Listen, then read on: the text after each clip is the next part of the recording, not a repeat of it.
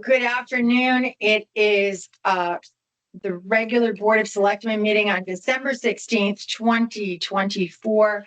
We are starting at 5:33 p.m.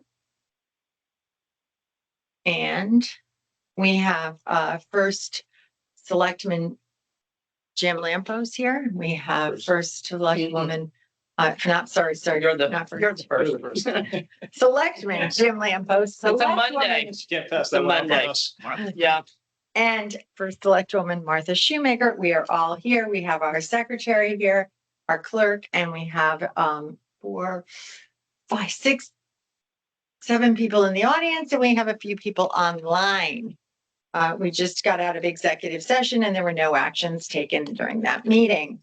So we are going to begin with information items, communications and correspondences. We had a meeting last week, so I don't think there's many. I can just say that I have reviewed, just so that Jim and Jude are aware and the public is aware, that I have met with 7 departments and have reviewed budgets to prepare them for our January meetings with the Board of Selectmen. So that's the only thing I have to review as of now. Do you have anything, Jim? I do. Lenny Cordo texted me, sent me an email a couple days ago about the drone activity off the beach, and sent some video. And I encouraged him to continue documenting.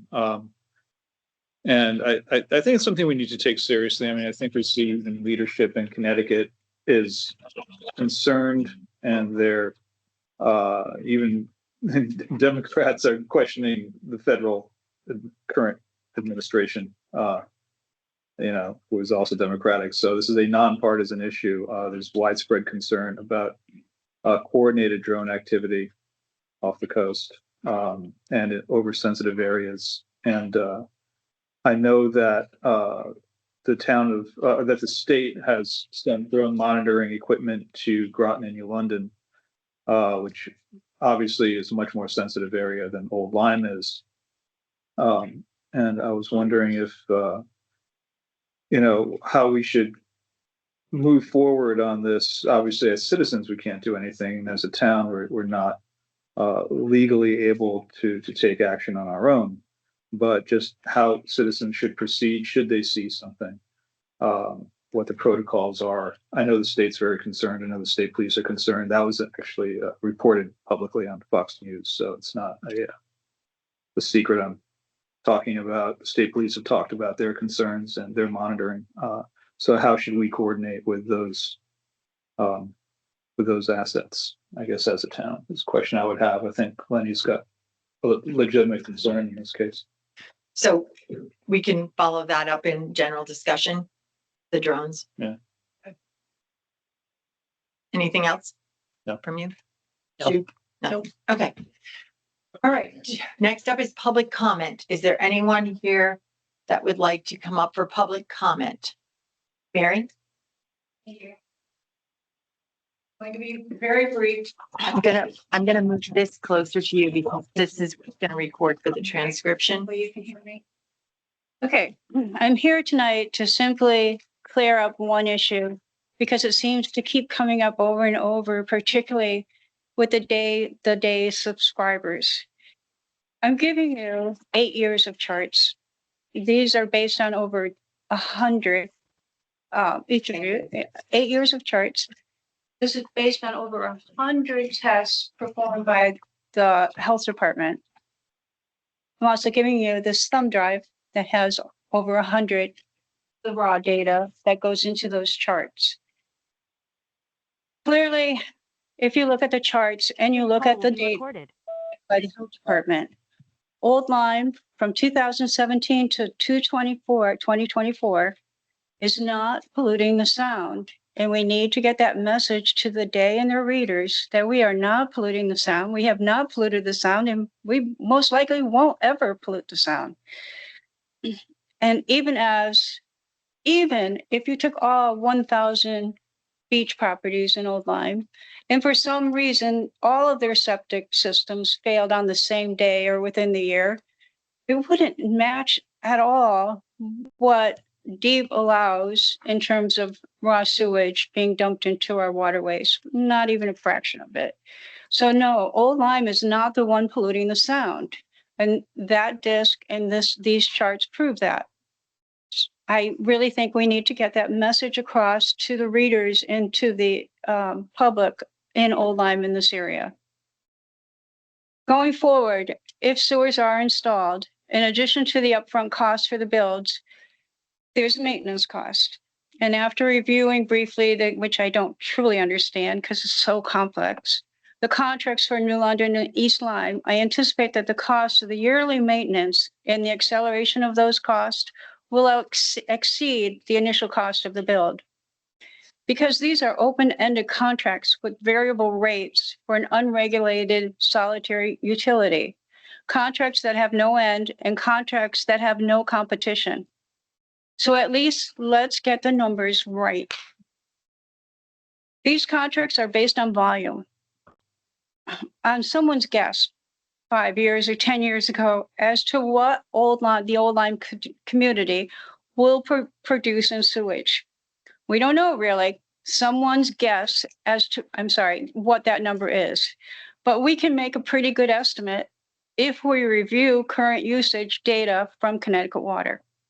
That information is available and, in my opinion, invaluable.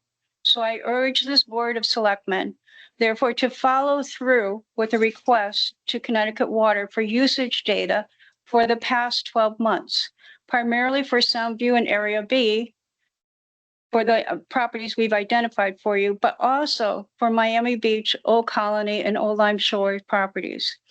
The data is there. Connecticut Water is willing to provide it. They have the information. We just need to request it. Thank you. And in addition to that, I'm providing you with a list from the assessor's office of the streets in each district so that you know what to include in the request for Connecticut Water. That's all I have.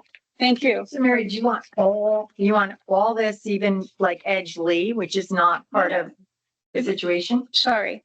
No, as you see on this district paper, I hope I gave you the right one. Yes. There's District 2, Old Lyme Shores, Old Colony, Soundview, Miami Beach. We don't need Hawks Nest and White Sands at this point. We don't need Rogers Lake. We just need those communities. We need the information on that.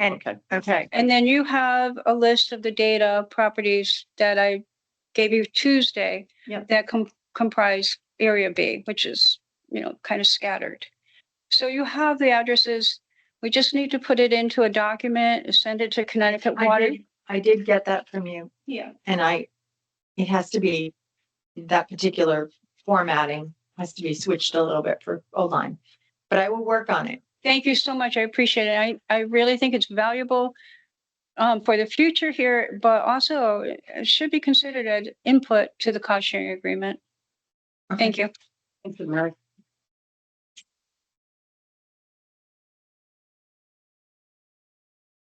Okay. Is there anyone else for public comment?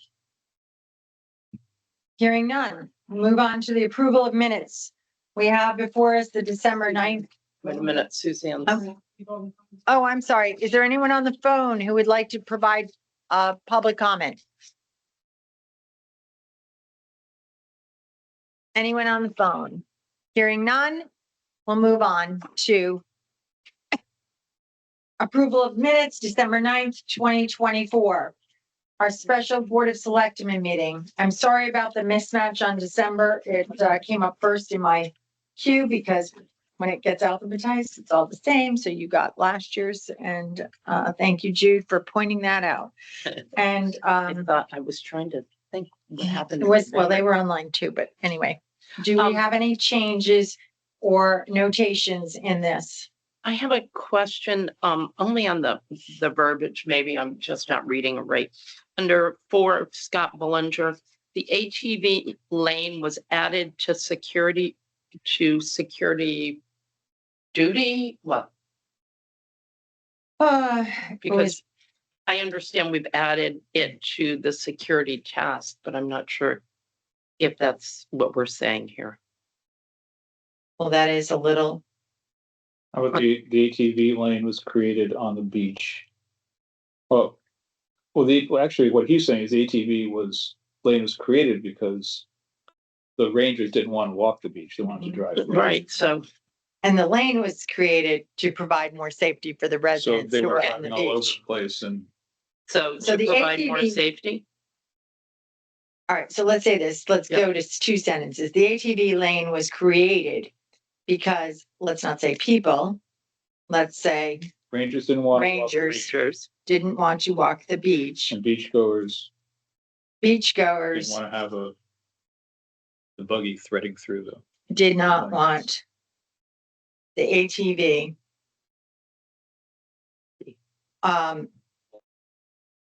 interfering with pedestrians or beach attendees, with beachgoers. well, I said beachgoers at the beginning, Yeah. did not want the ATV interfering with those Beach users, beach users.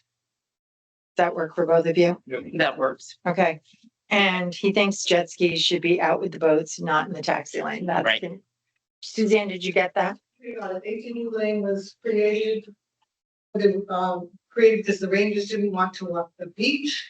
The beachgoers didn't want the ATV interfering with beach users. Correct. Okay. Okay. Is there anything else? Yeah, under 8 on the last page. Under Selectmen's general discussion, second paragraph. It says Michael Barnes from Harbor Management is working with Deep to see if they are willing to donate. It's the Chimney Point / Ferry Landing Marina that's willing to donate their docks. They're being disassembled on the other side of the river. And the old name was Chimney Point. I think it's now Ferry Landing. So I think that we had a brief discussion where I said to you that Michael had told me the ones from across the way were not, but he'd also learned that Ferry Landing docks were going to be available as well. Okay. So we can say that you want to say Chimney. I'm old school. I don't know what the new name, so Chimney Rock. Is that what Chimney you call it? Point. Chimney Point. I think there is a new name though. There is definitely. So let me do some sleuthing on what that marina is called that they, Okay. because they know. And then I'll just put that Ferry Landing docks may also be available. They are willing to donate, but we need a place to store them. Yes, we know that. And But it's not in the minutes. That's why I wanted to add it. Okay. Okay, that was my correction. we need storage. Yep. Jim, anything? In that same paragraph, the H of harbor, Yes, Should be needs to be capitalized. I wrote Right. that. I saw that, but I was. and then going back to 6 new business D, when I was talking about the solstice stone, third line, it was donated and will be the base. Well, it won't be the base for the proposed signage. No. It'll be a subject for the proposed signage. Okay, a subject, Yeah, the subject well, a subject along with other Okay. historical points of interest. for the proposal. Right. Okay, And the bedrock is set pointing to the rising sun. It was already done when Right, not will be. when it was but is, donated and free of charge delivered. We somehow managed to drop that 14,000 pound piece of stone pointing in the right direction. did you want to put that in here? That the 14,000 piece of stone? No, just say bedrock is set. Bedrock Instead is of will set, be, pointing at the rising yeah, sun. Okay, just Perfect. is instead of will be. Suzanne, did you get all those? Bedrock is pointing at the rising sun, instead of saying base, it should say subject, So, yeah, and that's what bedrock was donated.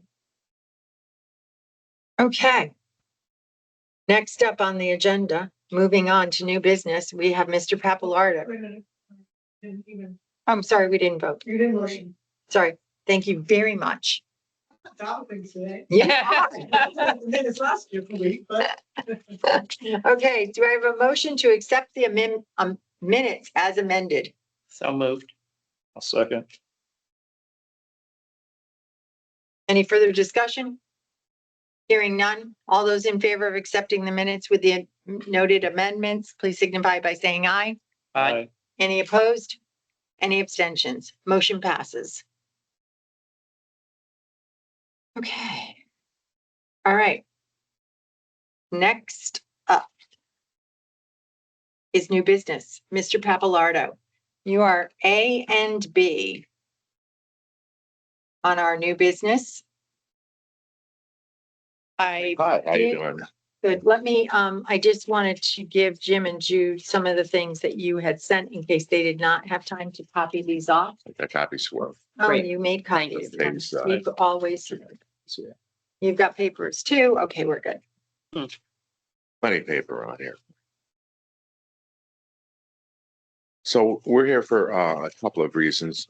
First is some ordinances that we I would want you like. to speak. You got to speak up because she Sorry about cannot that. hear Sorry you. about that. Okay, I'll use my announcer voice. That's There the you voice we go. want. We're here for a couple of reasons.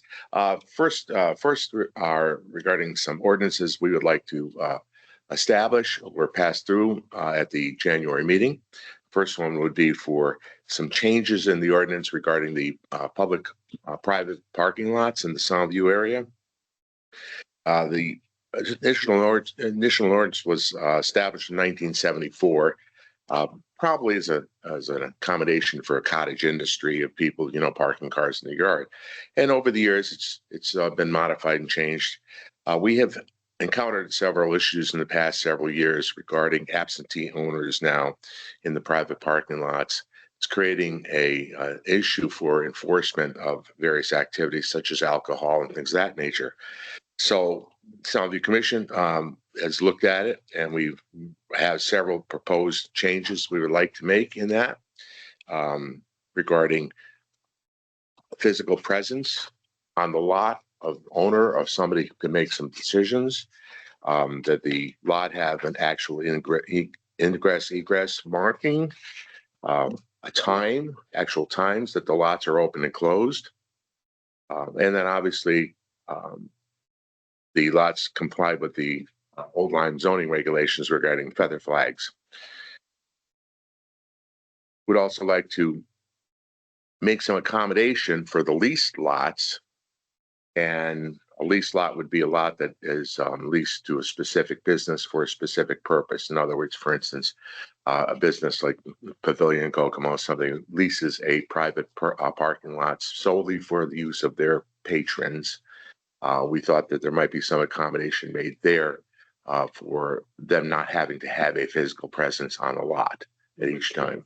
Yeah, which makes sense. So these are tweaks we have to work with the town attorney on to make sure they're legal.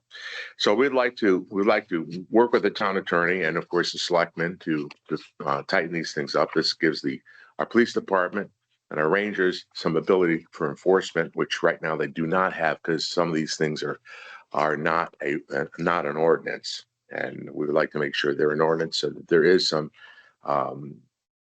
some real enforcement and there's some fines involved with people that are not doing the right thing. As recently we've had a couple of parking lots just going to QR codes where people come in, scan a QR code, somebody parks, nobody's there, nobody cares whether there's people drinking, whether they're throwing trash around, nobody's there to monitor the lot. Time open and close. So we want to make sure we correct this problem right now and give our police department and us some satisfaction in that respect. That's the first grouping of ordinances we'd like to adjust. The second one is we've been working with the harbor master on some swim area safety.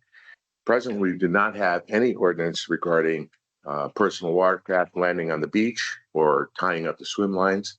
There are some state regulations regarding personal watercraft tying swim lines, but because there's state regulations and there's some question regarding jurisdiction, our police department rangers are unable to enforce those. So we would like to establish some tighter ordinances from the town perspective regarding personal watercraft usage, tying up, landing, and some things such as that.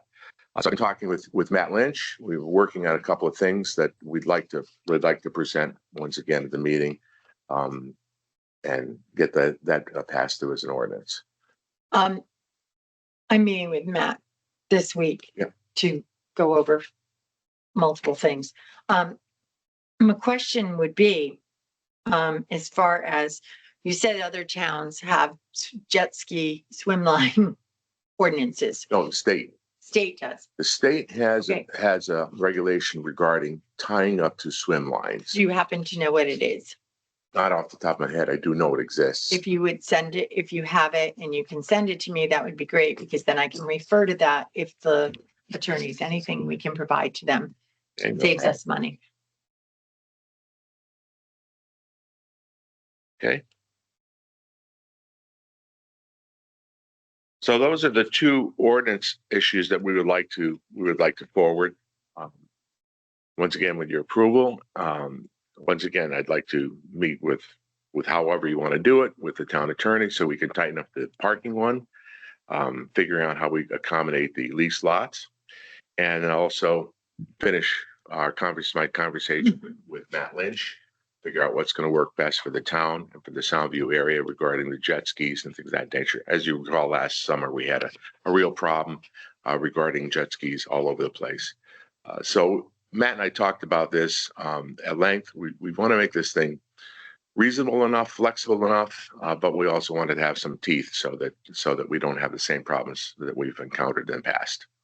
Also, Frank, I'd like to, under parking lot ordinances, with the leased lots, what we've seen with the Kokomo's lot is that they are on their website offering an option where for $30 a day or whatever it is to reserve a spot in the lot.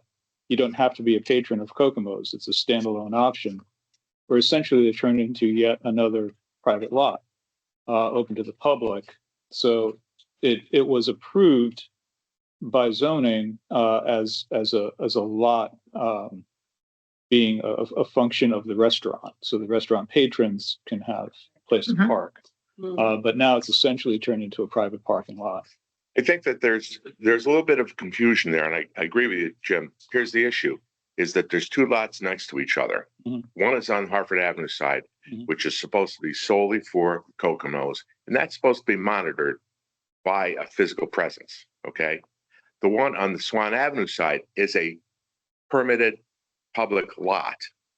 So that Kokomo's is operating as a public lot. So I think that's what they've been saying. Well, you could rent the space in that lot for $30.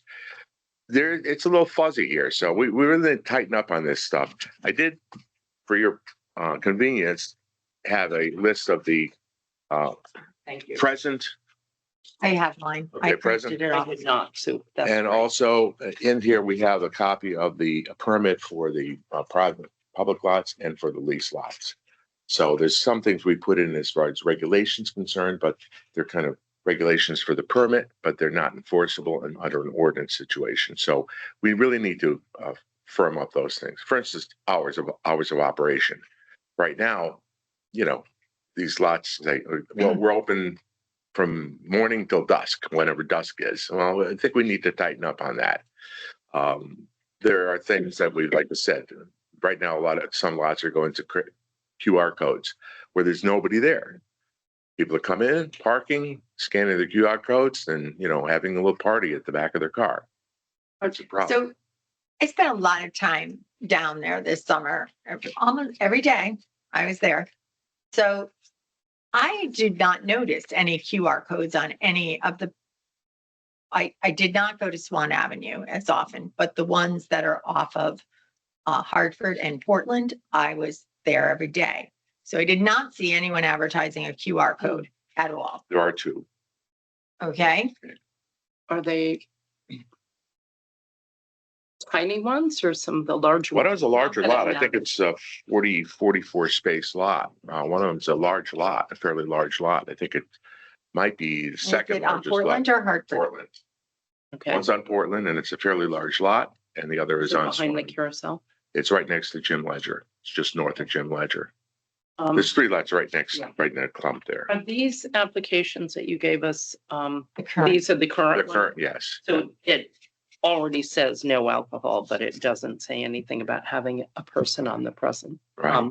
premises. Okay.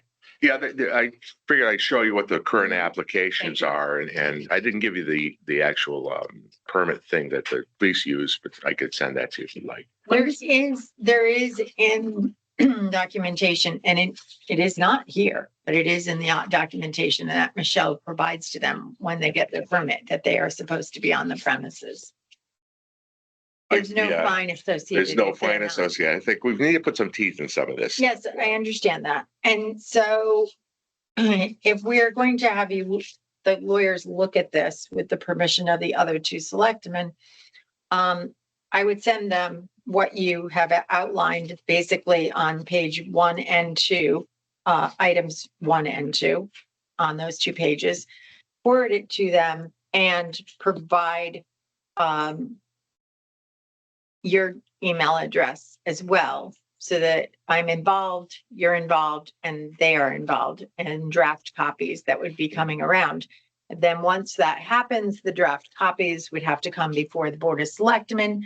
The Board of Selectmen would have to approve them to go to a town meeting and forward them. I will tell you right now that there probably will not get to a town meeting in January. We would probably have to have a special one sometime in the spring. I know they're working on an ordinance for me, and that is not done as yet as well. So they are working on it. But, and Jim and Jude may have some changes or thoughts as well.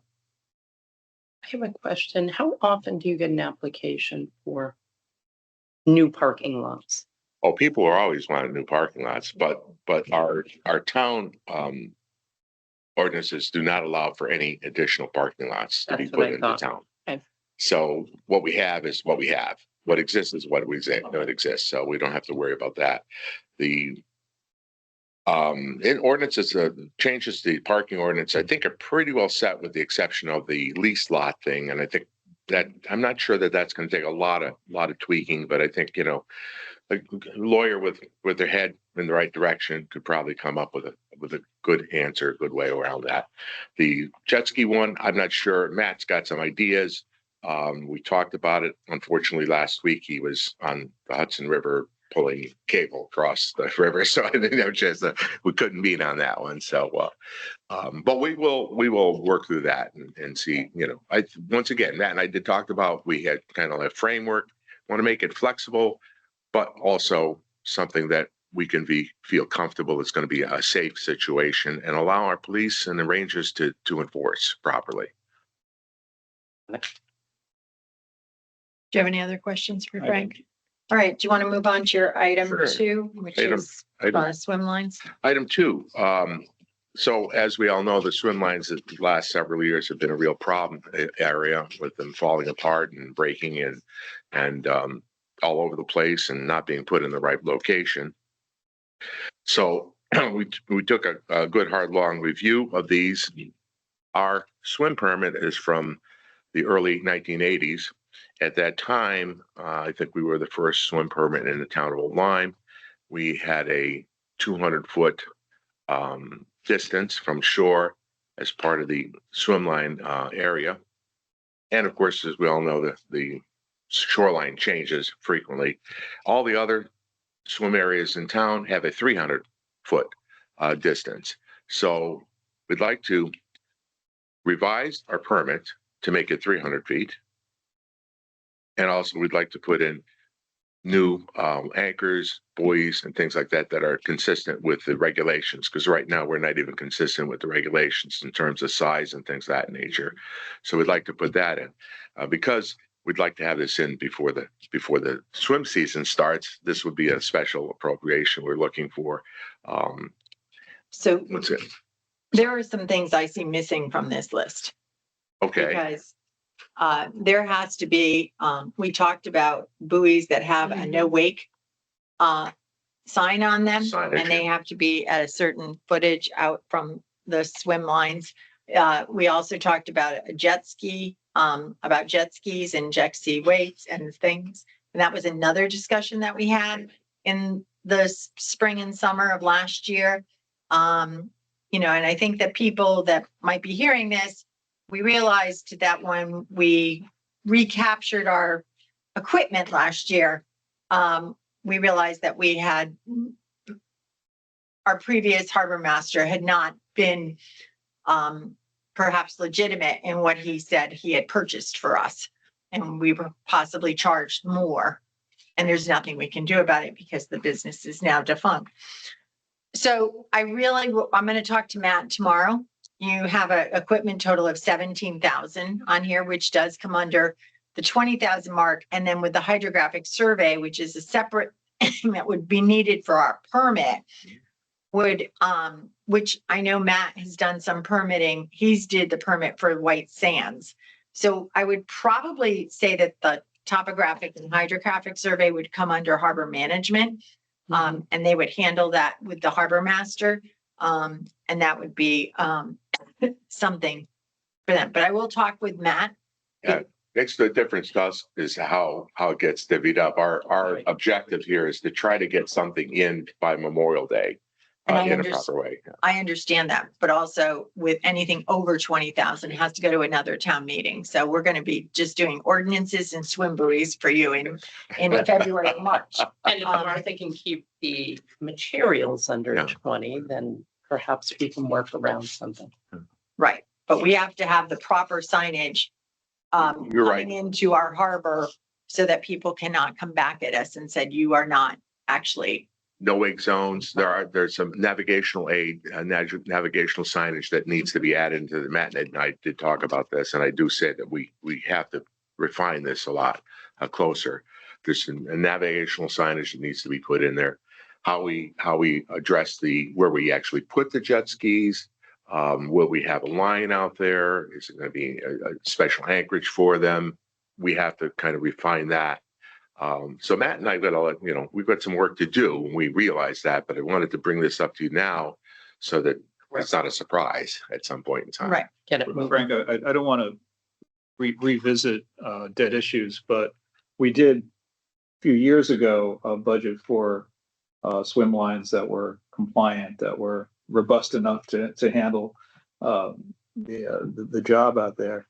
And is it your sense that there was that they weren't purchased and we were given insufficient swim lines, or was it a switcheroo that happened there? Because that was a suggestion. Boy, that's a tough question. I know that the actual line, the rope itself, a couple of years ago got replaced, and to all accounts, I mean, I'm not a harbor master and everything, but it didn't look like was the right size line. Right, it's like a Okay, swimming pool line. it looked like it didn't look like the right size, and from that day on, it's been constantly breaking, Right. constantly breaking. I mean, I watched Matt out there a couple of times leaning over the side of his boat trying to tie these things We up. did budget for more Yeah. robust lines a few years ago, and I was wondering what our protocols are for storage. Is that something that happens on site, or like in Old Lyme, or is that something that's up to the harbor master to decide how it's stored?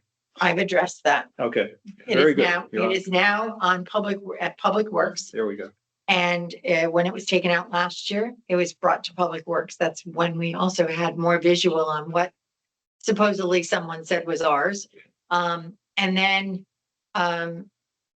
so currently the harbor master from Saybrook, who also has a business of installing lines, and I have asked him for a quote on installation for that for this year's budget, but he brings it over and puts it at Public Works when he Okay. pulls them up. So I know it was stored on private property before. No, so it if will we- not be. If that's been corrected, that's perfect. So we did get a quote for installation of approximately $2,400. That was just one quote we got, just to give you an order of magnitude. One of the things that we've had some issues with is the anchorages for the main buoys. They're mushroom anchors. They stick up. And Matt and we talked about using pyramid anchors, which are shorter, that kind of wedge their way down into the sand a little bit better. If we go out to 300 feet, it requires different size buoys, and the buoys have to have handholds on them. So there's a variety of things that have to occur there. One happens after the other. So this was kind of like the starting format to give everybody an idea of where we'd like to go. Are these prices based on the 300 feet or the 200 feet? These are based on the 300 Okay. feet. Thank you. And Matt did all pricing. Yeah, Matt did it. Yeah, I just didn't know if we were Um, doing existing or what. No, existing, there, There's, it would make a lot of sense to even try course, to fix but existing. It's to such a clarify. mess. It's such a mess. Well, why So, do it yeah. twice as well? Yeah, Thank such a you. mess. But I think the 300 feet will be very helpful to us in the future, especially with the shoreline, changing the sand dunes and ships and everything. And we'll adjust for where the jet skis go. And I mean, with the, that we've got some work to do. so No doubt about that. Frank, I would like to have my meeting with Matt tomorrow, just to go over this with him, make sure that he's aware that I probably need an updated list with some other buoys on it. And then, we probably don't need you to come back and present, again, to the Board of Selectmen, but I can do an updated list to the Board of Selectmen. And, we'll keep you in the Yeah. loop, but I don't think I need to have you come back before us, and then we would vote on it. You And just then don't want me back, Martha. No. I'm trying to make you not have to drive to a line. Because I know you have to in the winter, but, let's do that. Let's talk to Matt, get some updated list, permitting cost, et cetera. For the 300, because I don't think that was on there, the permit cost. I'm not sure, but maybe There's not, I don't, don't there's, think- there's is it not a not- cost, you don't have to have a cost. there's not a with the cost state. for the actual Okay. permit, but the state can take up Requires to the hydro 90 tank. days to review it. Yes, we know. So that's one of those things we gotta kind of back up from Memorial No, Day. no, yeah, we know. Yeah, I'm You sure you're know. well familiar with that. You and I both know that we will be having our beach opening meeting in January. But I wanted to, bring this up and kind of get the ball rolling in a couple of different areas, because we certainly like to hit the ground running in May this year Okay. with these things. So, Sounds good. Thank you. Thank you. thank you. Okay. Next up is Mr. Auberge. Mr. Auberge I do have some data from them as well that was brought to my attention. Hold on, let me grab it for both of you. No, what was, It was emailed to you, but I printed it if you wanted. This is coming up Oh, okay. later in the agenda. So, I have Did his you get this one? presentation. did you get these?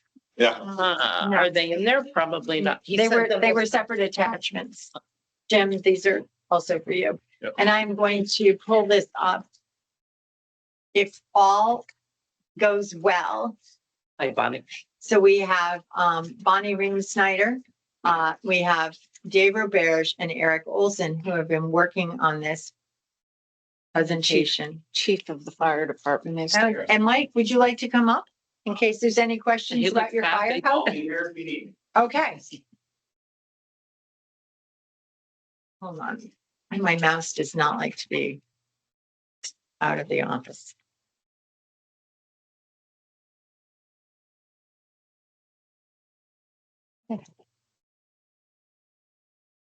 Okay.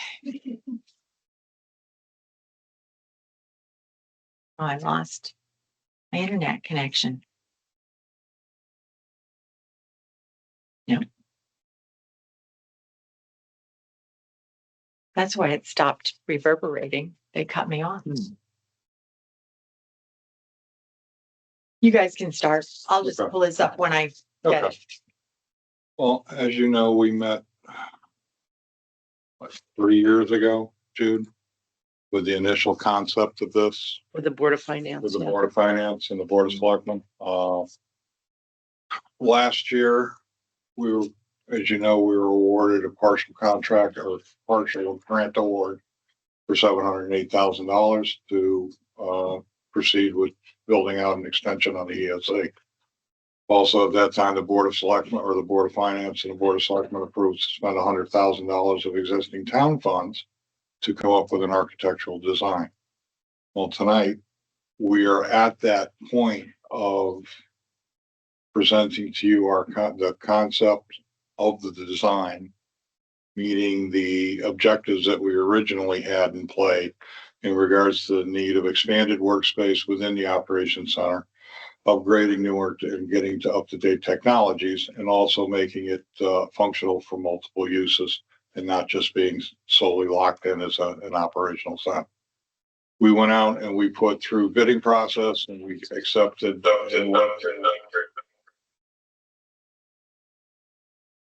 and we accept. Should be able to mute this. I am muted. Says I'm muted.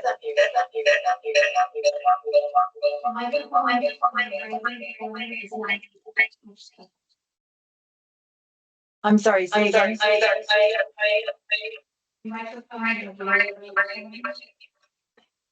I'm not. Yeah.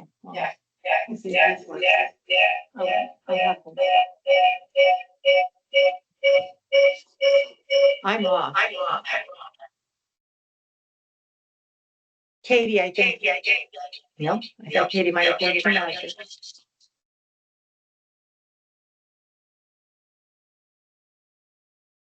Irritated.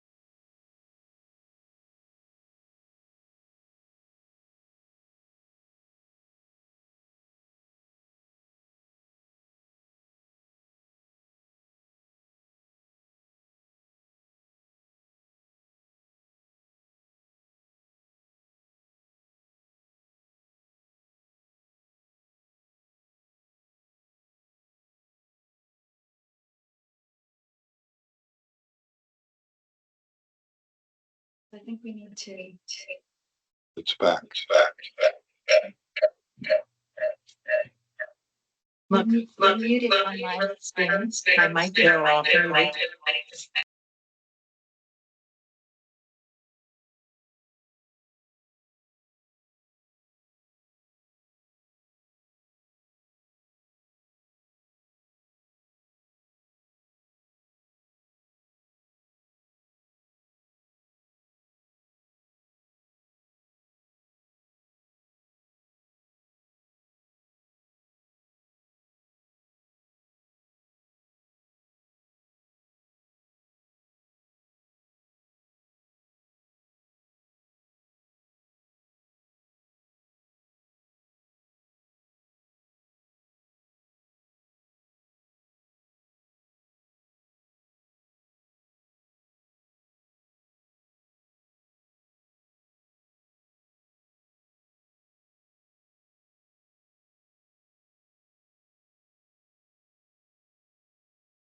And we'll see.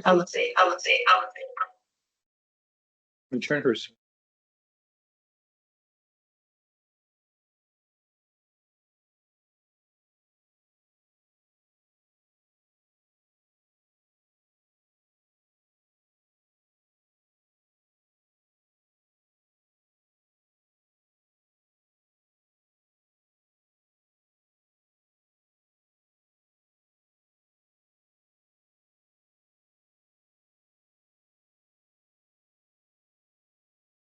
Hello?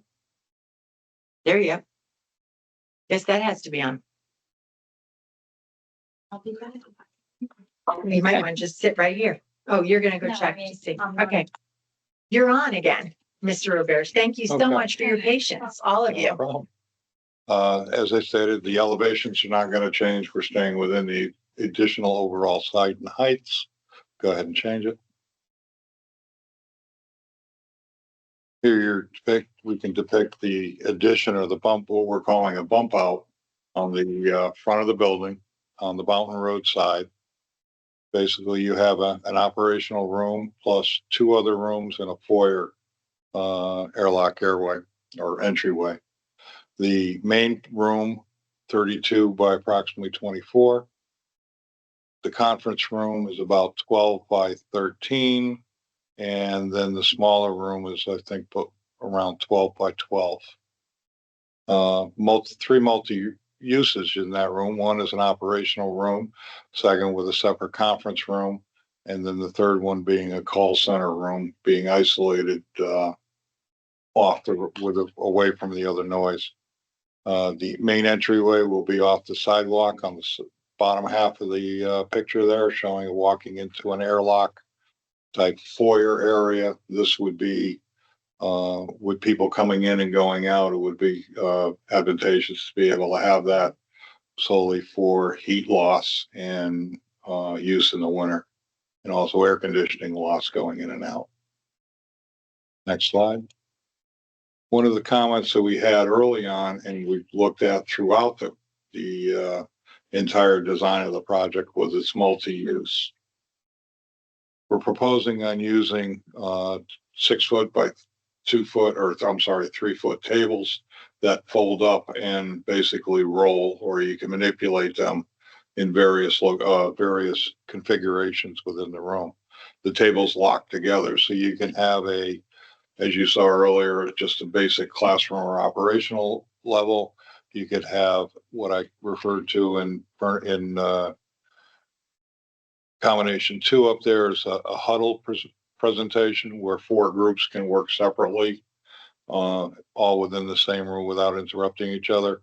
Conference room styling down below. And the 4th one is classroom environment.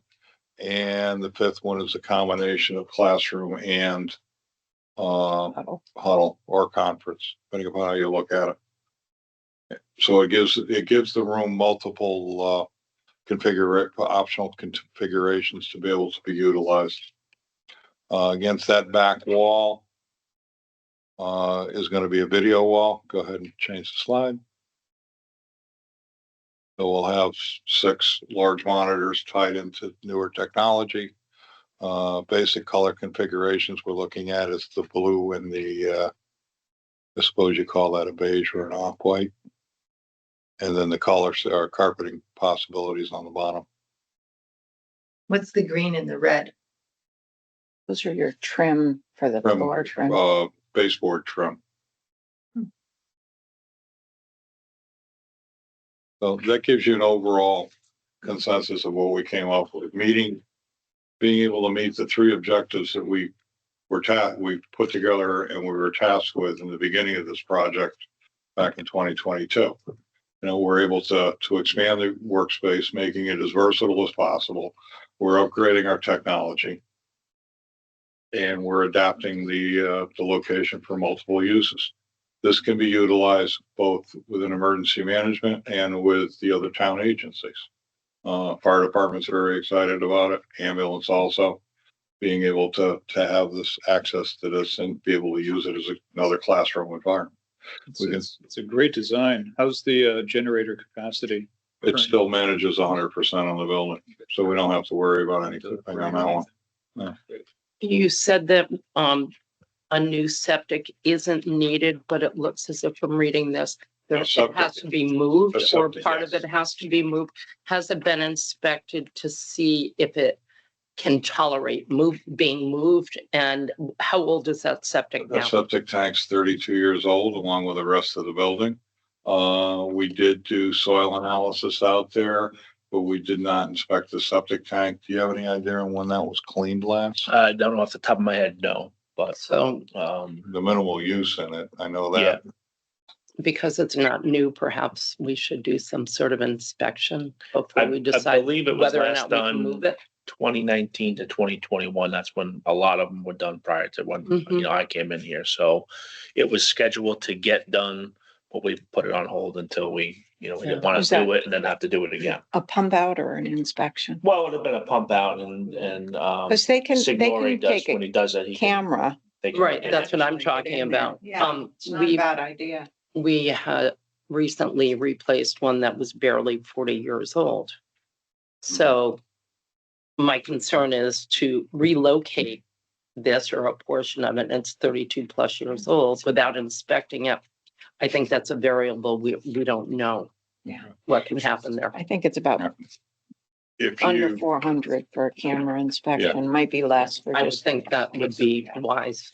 if you go to the second page Mhm. of Newfield's project,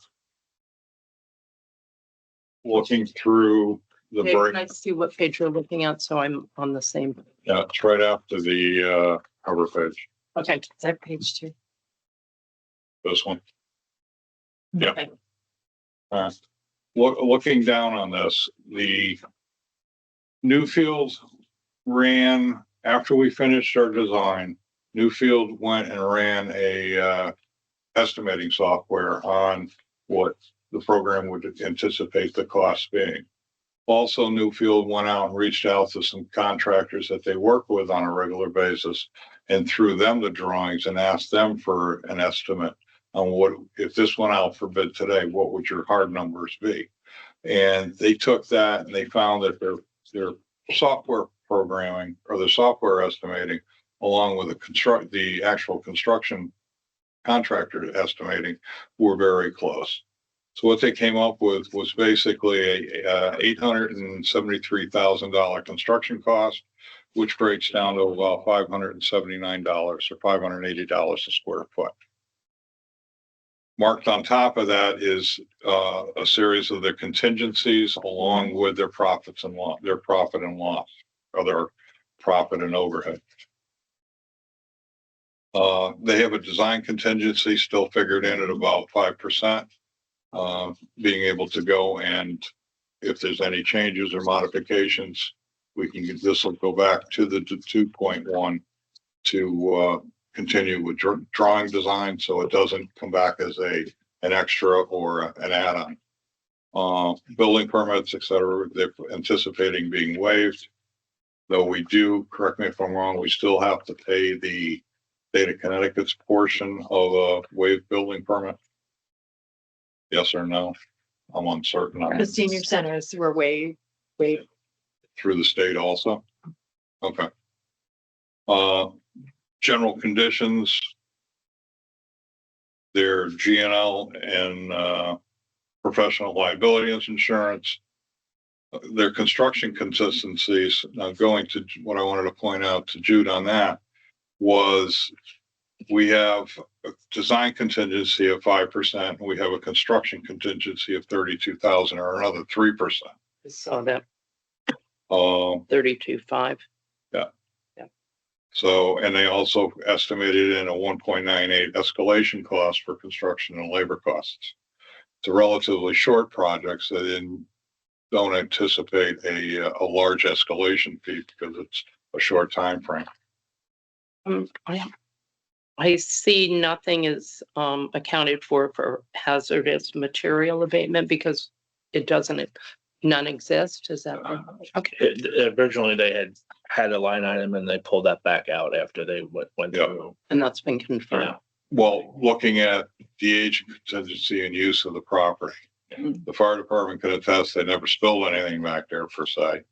The soil conditions at the time of the original construction were such where there was no discovery of hazardous materials from previous use. It was a undisturbed site to begin with. And going back and forth with Newfield and point one, we feel that having a $10,000 contingency in there, just holding a place for hazardous materials, I don't think we need it. Okay. I figured the same, but thought I'd Yep. bring it up. Just before you go on, Dave, just Yep. back to the septic tank. Yeah, I'm still I have some went thoughts through, on that. on there and again, we'd have to, go through it a little pencil, but you did see remove and relocate the septic Yes. tank, but then down below, they've included a brand new septic tank. So we Okay. kind of have it covered both ways. So, Okay, I don't necessarily think we can still test it beforehand, but Well, it'd be if nice to they've know. got it covered both ways, that if we dig it up and it's not in good shape, it's Okay. already included in this number that Dave was presenting. Both options. so So both options are included. basically, yes. So, So it's not either or. yeah, I believe you probably have That seems a little, What's can the you point division out on where that that is on here? Because I've lost That's it. Division It's down 31. here. Page, Excavate and relocate would be 5. We didn't know that we were getting a Excavate vision test. and install. So there's 36,000 in here for install new leaching field and excavation, as well as 12,000 for new tank. and remember, these are estimates, these are not actual. Oh, no, I understand, but I'm saying if they relocate it, the expectation is those would go away. Yes, Okay. Correct. Thank you. So at least we're covering ourselves pretty much all the way across. each the board. way, you know, each way around there. So So if you go to the breakout page, that we summarized it down to. Yep.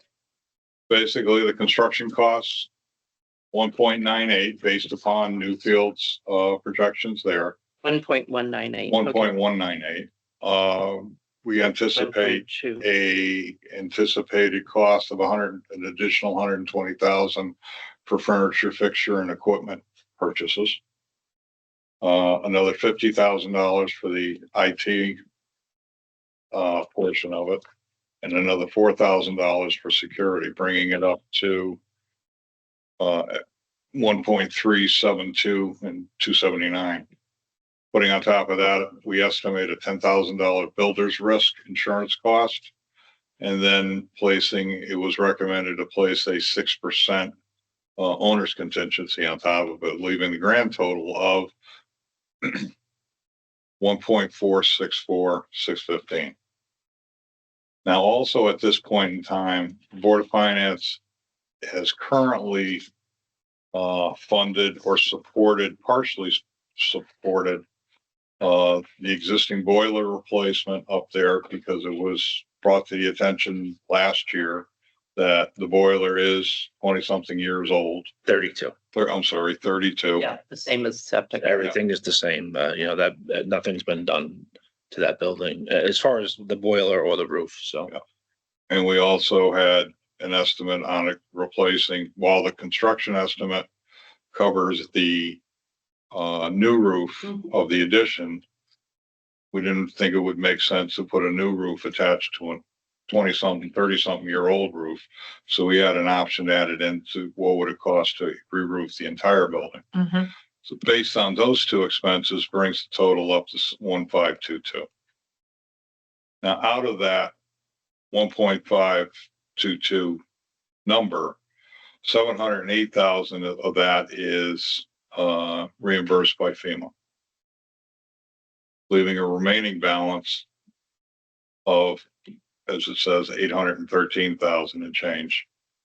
We anticipate 120,000 reimbursement from the Nuclear Safety Emergency Fund, or Millstone. We're planning on using the $50,000 for the IT that we have earmarked already and approved through the previous ARPA program for fiber and internet for that station. And then another 34,000 that we get back from FEMA for administrative fees and testing. So the net on that would be 609.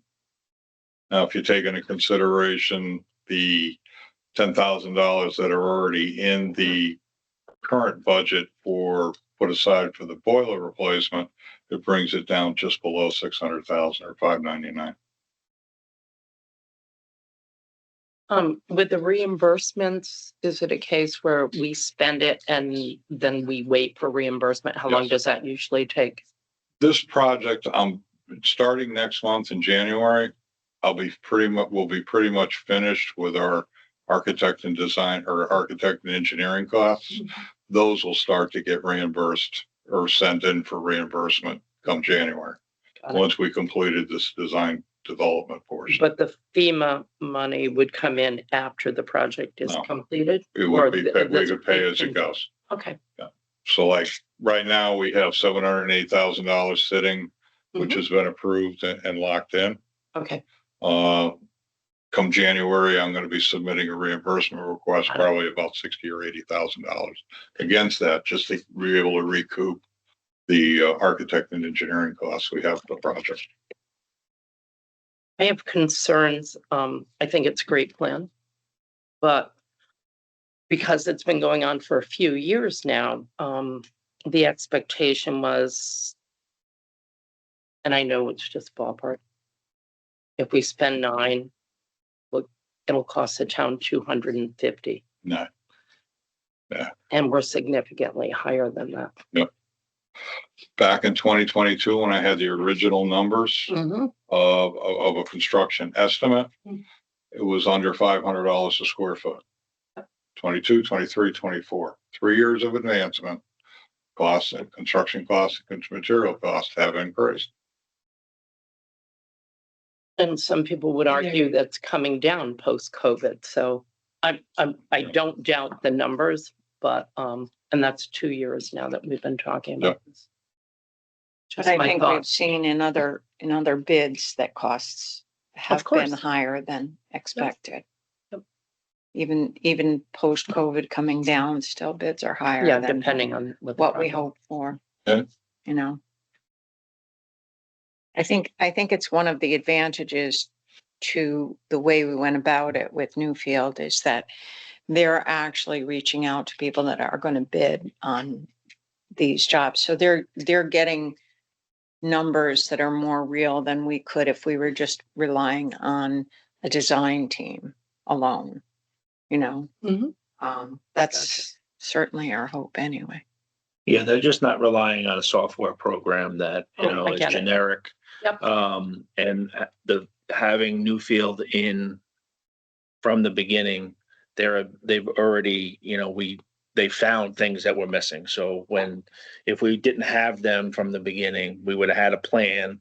And then it would have been, oh, we got a number. And then we go to them and like, well, you're missing X, Y, and Z. And now the Ah, number keeps going totally. up. So I think we're at a good, again, we can't dictate what's going to happen in 2 months from now on a national level, but I think their numbers, and from my experience and from the way we've been dealing with this project, is a good firm number to go forward with, not just pie in the sky that we're hoping for on that. So I just wanted to recap Yeah. the conversation starting from 2 years ago. Oh, yeah. Actually, it goes back even farther than that, Chip. Yes, I think we go back, that'll be the third administration. 1, 2, 3, yeah. So your request of us tonight is that you would like us to move this request on to the Board of Finance. And then, of course, it would have to go to the town meeting if the Board of Finance chooses to move it in that way. And Dave would then come and present again to the Board of Finance tomorrow evening. So based upon this, we're looking for your recommendation to move it forward.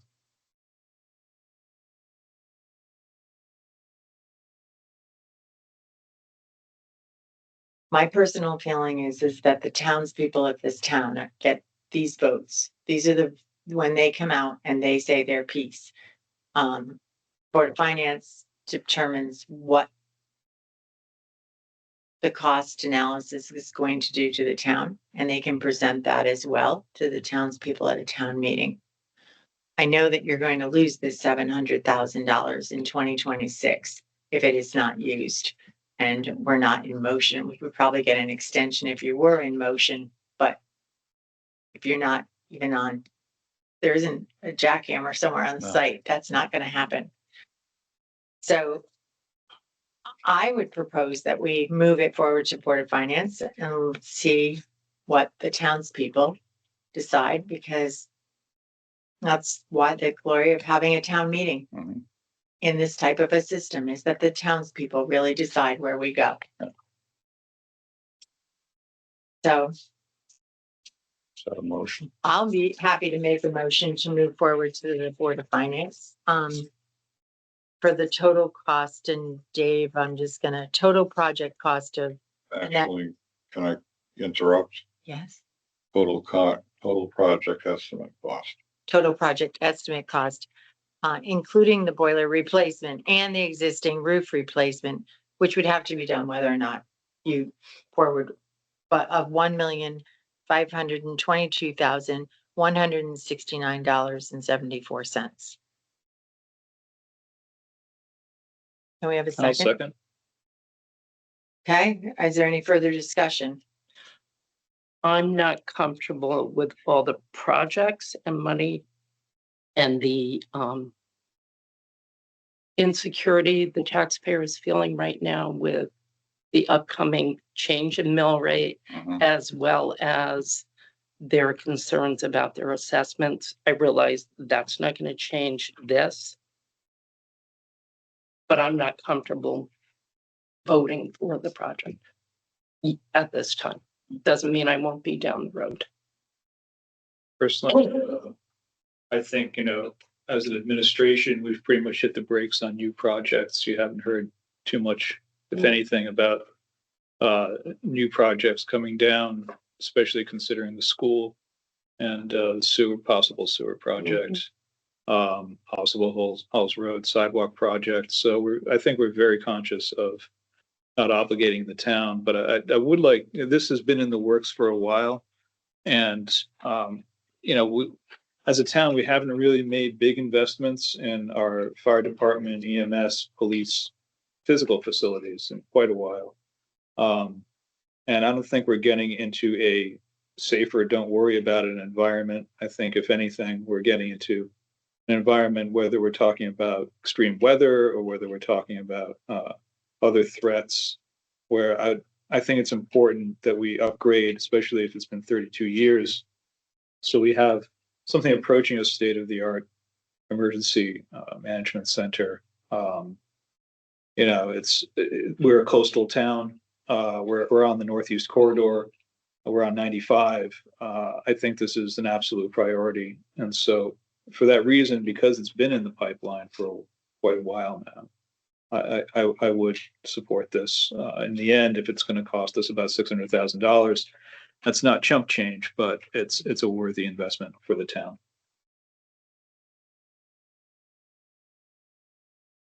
May I? Sure.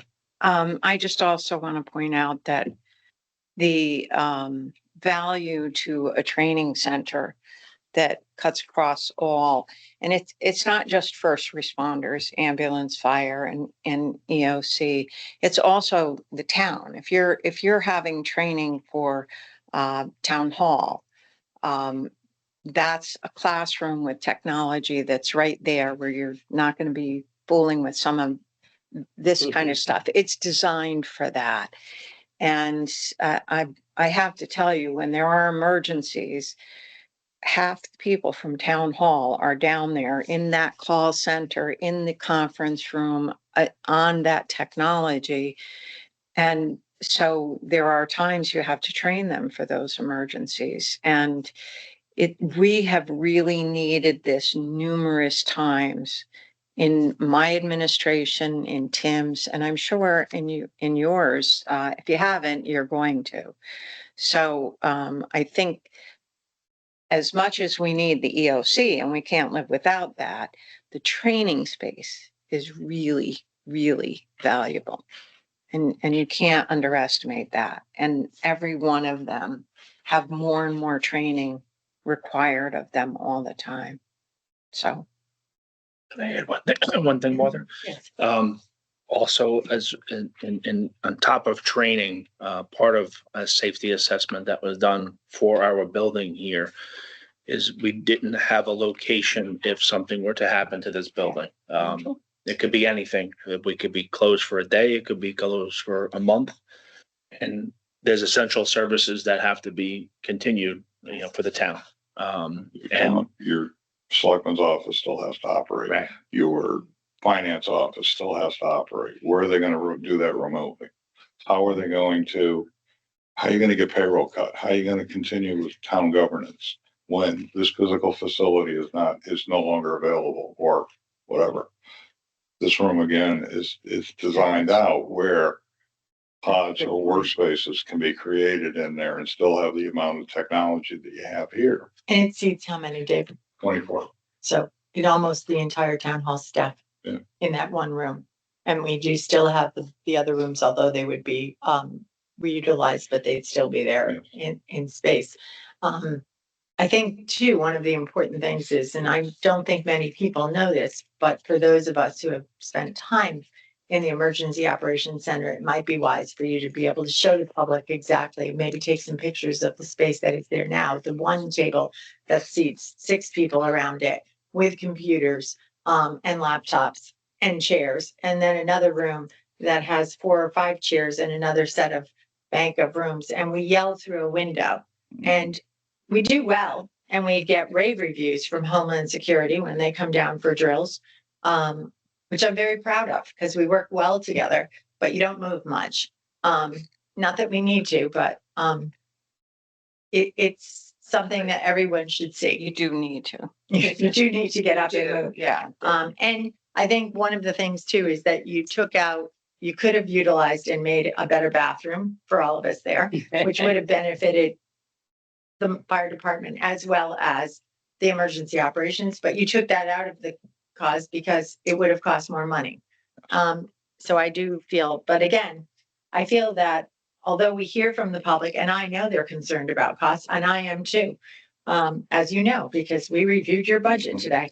I am concerned, but going forward, this is the townspeople telling us, do you feel this is important?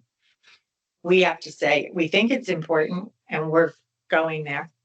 If they choose to not provide it, then that will be their prerogative. So, do we have any further discussion? As you said, the ground has to be broken by 2026, correct? No. No, No. I just want clarification on the Project has to be 2020. completed by March of 26. So working with the designers and with the contractors or construction firm, we work backwards with the construction schedule. Mhm. Based upon that, anticipated completion and fit out and punch out is around November of 25. From there, backing up, they estimate almost a 6-month construction schedule, which puts us into April to break ground, which from April puts us back into March and February for final construction drawings or construction bid drawings and bid send out and returns, which puts us back into January to make sure that we have the funding available to move forward, which places us solely on the annual town meeting. Thank you. Okay, any other further discussion? No. Hearing none. We'll call for a vote on the motion on the floor. All those in favor of moving this project forward to the Board of Finance, please signify by saying aye. Aye. Any opposed? Any abstentions? I'd like to abstain because I favor the project, but not at this time. So the motion passes 2 to 1 abstention. Would you comments and please noted?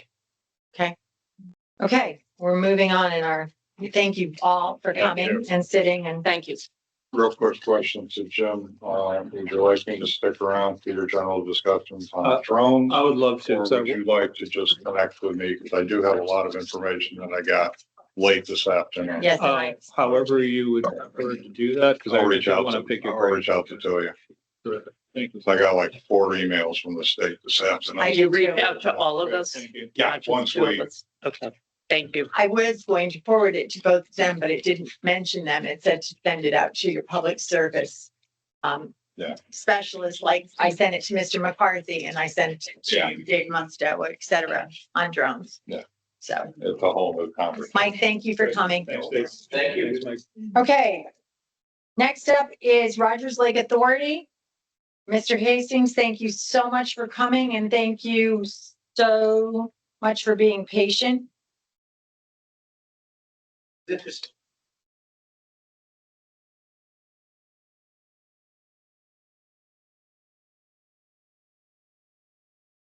So, I don't know, did you both have benefit of the memo I sent, or I don't know if they I did. Can I, Do not. mine was not here. okay, I didn't, I I can, neglected to make copies. I apologize. that's okay, Mark. I'm gonna run and do this. Well, and you can start the explanation because I'm aware of it, but Okay, you can. then I should probably start with a little bit.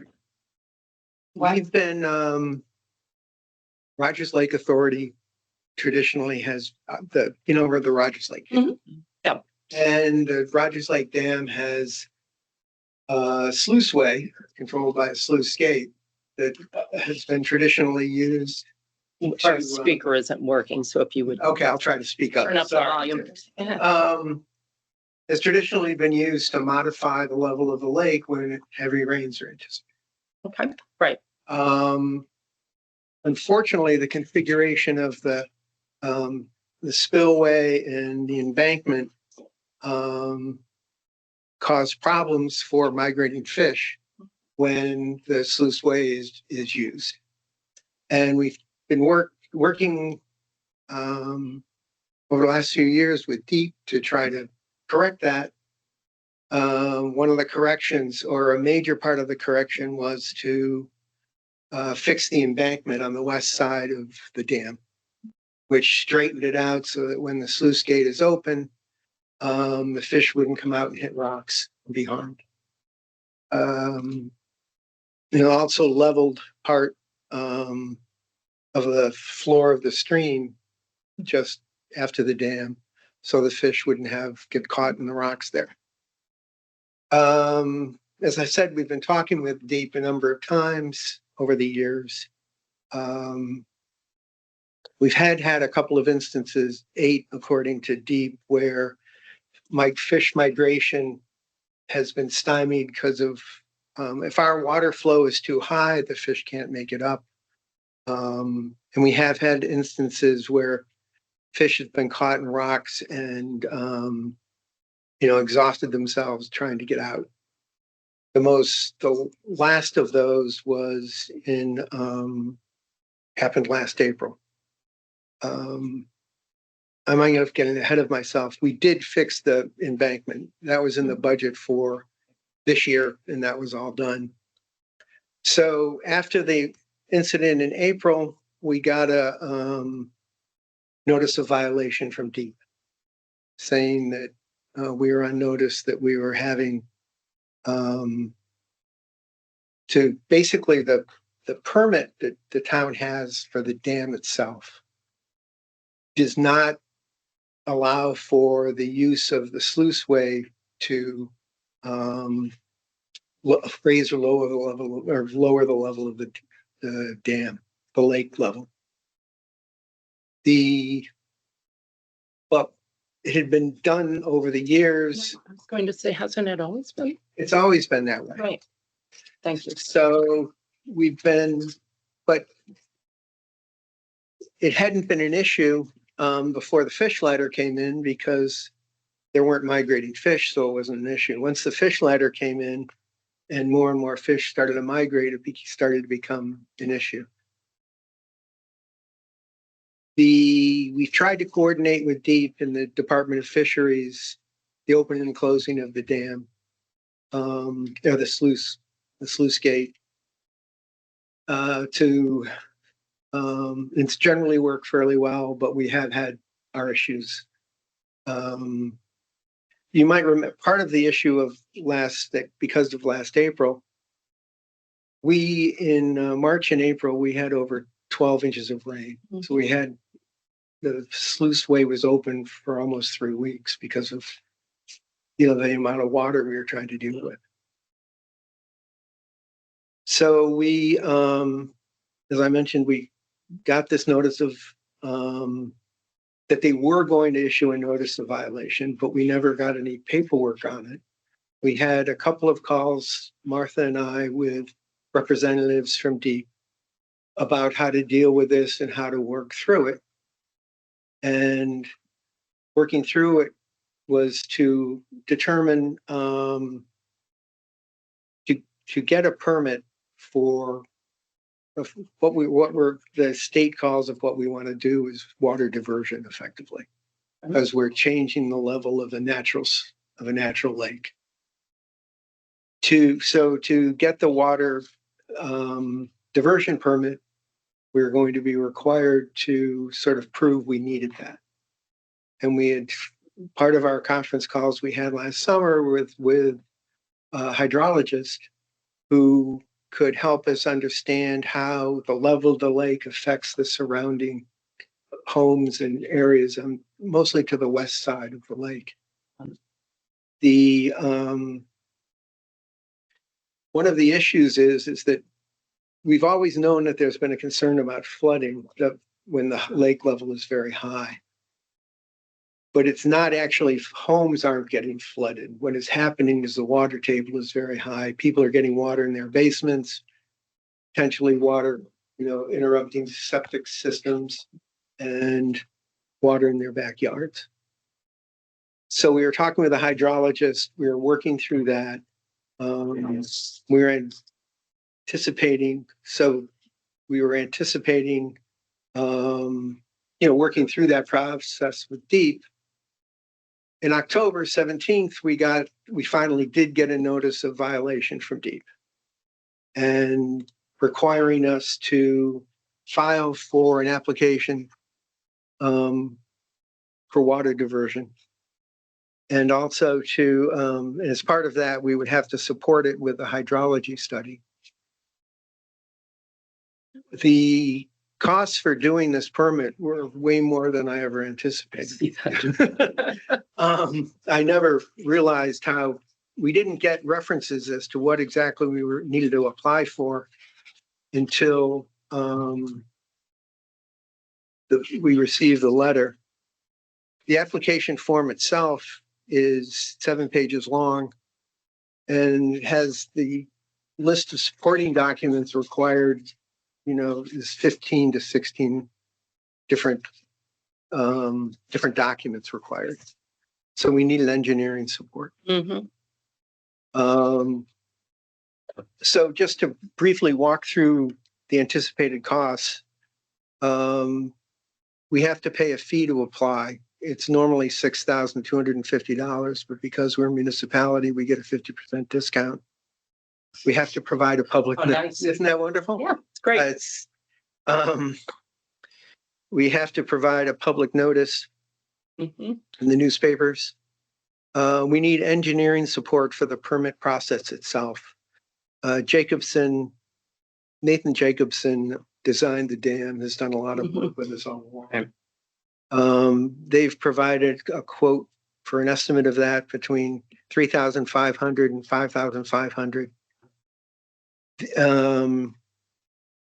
As part of the way the application process works, we not only need to provide for a water diversion permit, but we have to have a water quality certificate as well, which is, we received a water quality certificate in 2013 when you repaired the dam. So all we really have to do is provide some update to that. We don't have to do the full soil surveys and all the other mapping that was required. Generous again. Yes. So that will cost between $1,000 and $1,500. That might be less. And then we need the hydrology study I talked about that will cost $9,300. And what that will do is just review all the soils surrounding the lake, how permeable they are and how the effect of the lake level affects those. They will look at the septic systems that are on the west side of the lake to see how they're affected.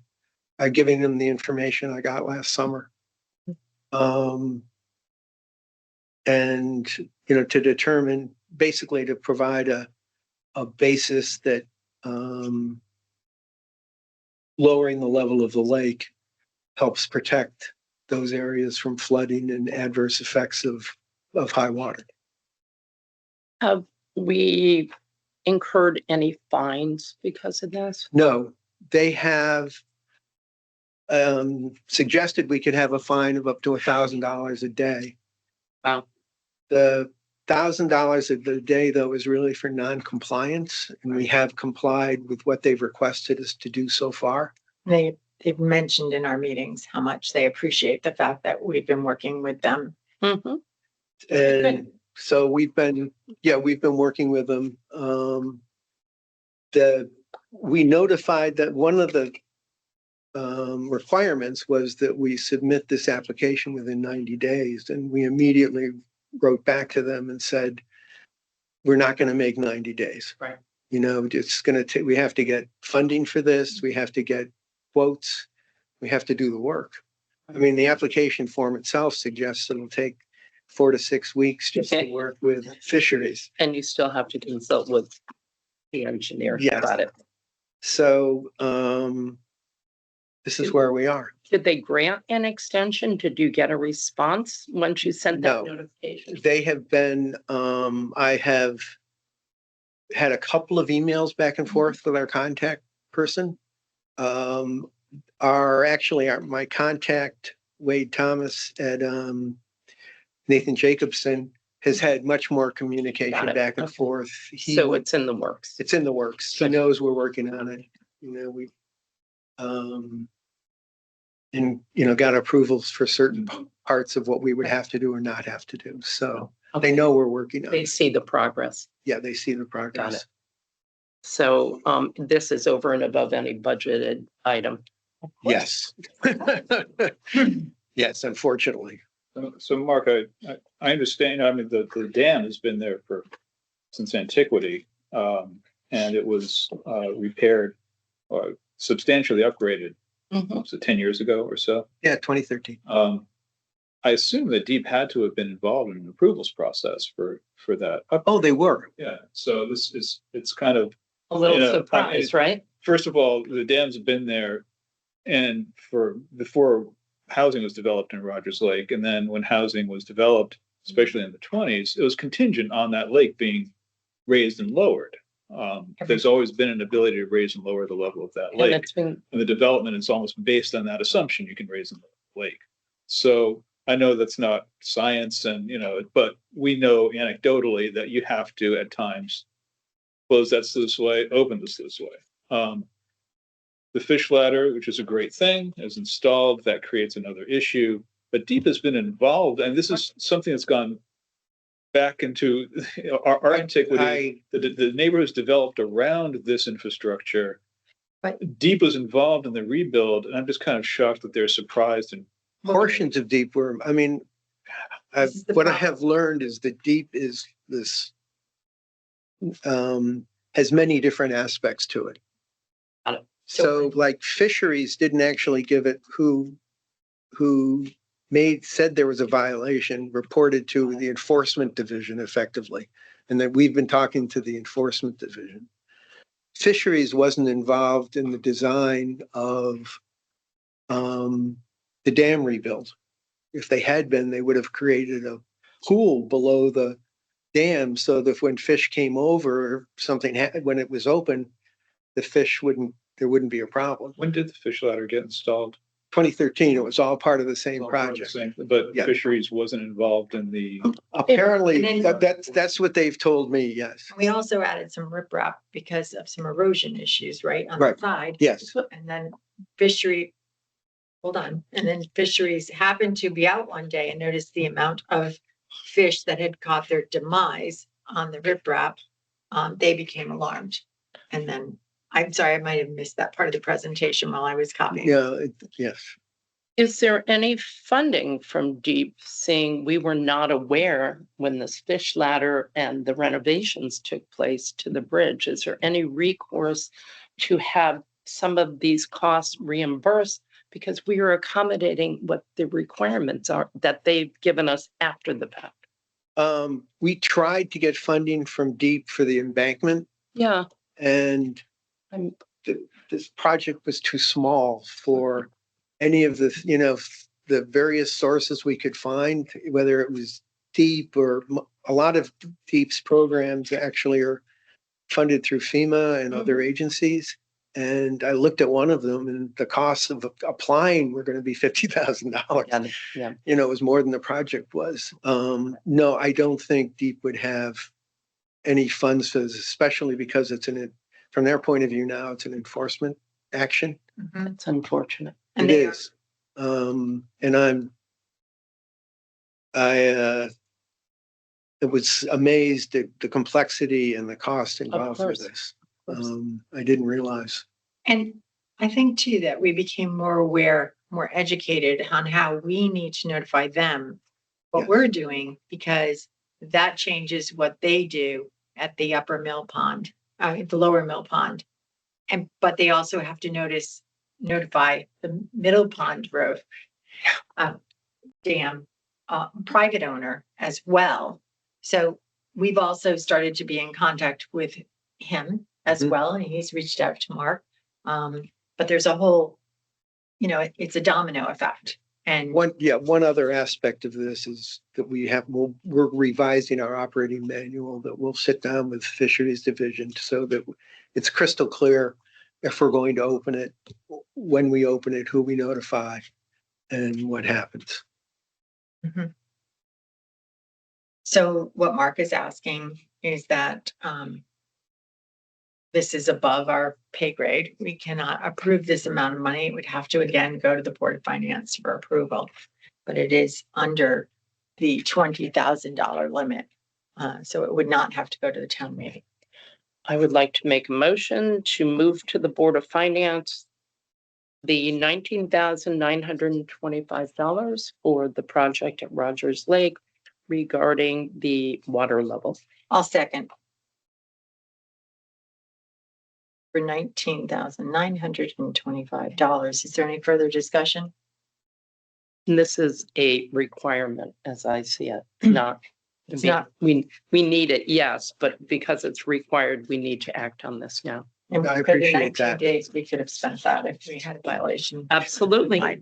All right, hearing no other further discussion, call for a vote. All those in favor of sending the $19,925 to the Board of Finance, please signify by saying aye. Aye. Aye.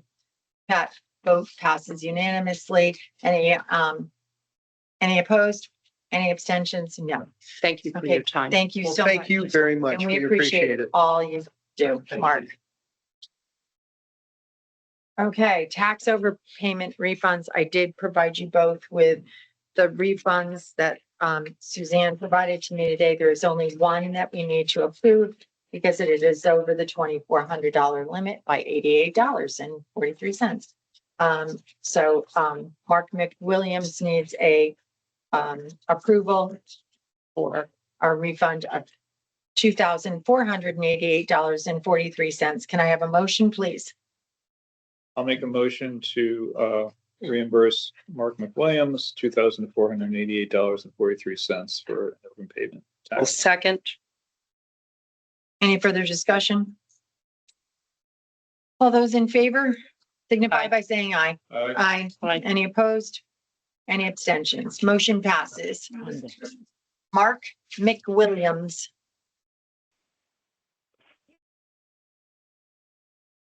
Okay, moving on to Boughton Road, beaver activity. At our last meeting, we had a presentation by the neighbors from Boughton Road. Sharing about the trees that were just recently cut down by the beavers in a neighbor's yard that went into about the pond. And asked for help because they have taken things on their own over the past few years. They have hired trappers, which have not been successful.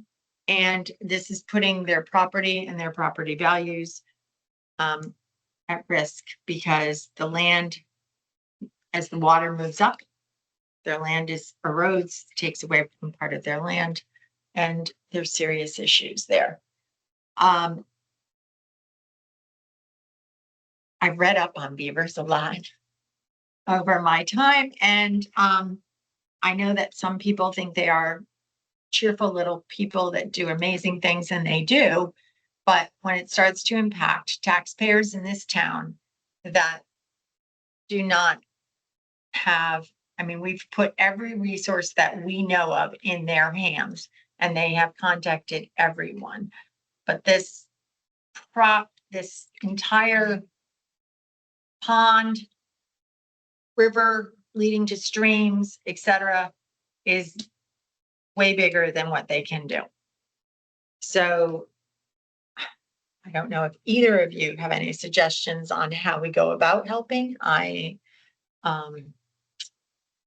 We've talked about beaver deceivers. We've done, there's really no way to put up any type of grading. They've wrapped their trees in chicken wire like they were told to do so to try to prevent them, but the person next door had not because it was a newer owner. But you shouldn't have to live this way. I'm wondering what's coming. So anybody have any ideas? Anybody want to task me with what to do next? It's a tough one, you know, and we're seeing that more and more. You saw that with deer, you know, where you want to reintroduce wildlife, you want to, you know, encourage biodiversity, the health of the planet. And because you're still out of whack in the, you know, in just the hierarchy of the animal kingdom, you know, some animals just take off in terms of population, you know. And there's also, you know, a lot of the towns developed when beavers were practically extinct in the town. So they weren't an issue, and there's development close to water courses, and now beavers have, you know, their population has rebounded, it's healthy, and they're doing what beavers do. And if they're doing it in Lyme and the Hartman Preserve, it's really cute, you know, and you can go up there and see how they've completely changed the landscape. You do that in a populated area, and then suddenly it's not so funny because people's houses are underwater. We're talking about multiple jurisdictions. We're talking about inland water courses. We're talking about federal and state protections. And hey, man, and if this was easy, you know, I think this would have been done. I would have done it. Right. Yeah, The, I have no idea. The comment that it's affecting their property tax or property values and their real estate, I would think ultimately it's going to affect someone's safety, health and safety. Can we approach? Well, we already have mold in people's Right, houses because exactly. of this. It's a real So, issue. I mean, it's Yeah. not just It's real not just to be estate. dismissed. So I think. is there a Yeah. way to come around through the health and safety aspect? It's a question I could bring up. That's the to only state. thing that I could add. I've read. We just don't want anybody having to be taken out of their house. I mean, Exactly. we know that I know that Dave Bergeron's house was deeply Oh, affected it by was mold. bad. And his property, there were times when you would walk and it was like a sponge in the It was backyard. gross. But I also know that Terry, who was here, her gazebo in her backyard is, again, all the way around the gazebo is like a sponge. It's just you walk on it at different times of the year, depending on the level of the lake, of the pond, it is when it's most big, but it's never going to return to what it had been. No. When she put the gazebo in the beginning. She's never going to be able to really use it again. Did we get any guidance at all from state wildlife or? I have talked to Deep, and of course they reach out and they said you have to. And part of the issue is some of these dams are located on the land trust property. And I'm still trying to figure out how water court. Deep said, Right. you really need to understand who owns the water course. So if you look at some of the properties that back up to this one, and like they said, they've done a lot of this groundwork. They've gone to property owners whose property ends up on the river. One woman said, I didn't know I owned riverfront property. Right. Of course. Because if you go down her hill, you cannot see it. And it's just littered with vines and things. And I suppose if you started traipsing towards it and cut through all of it, you'd eventually get to some soggy soil. But this is it. It's not a river that you think of when you think of a babbling brook. This is just vines and muck and things that are all, it's not my idea of what a preserve looks like. But I'm sure during times of, like in April, when it Right. rained 13 inches, I'm sure that was. To look like they had roaring water, waterfront property. But you can't see it from, you can't see it from make the out the property. water line. How There's about, not something like you walk to. can we ask for any help or guidance or ask for direction through Martha Marks and Devin Carney?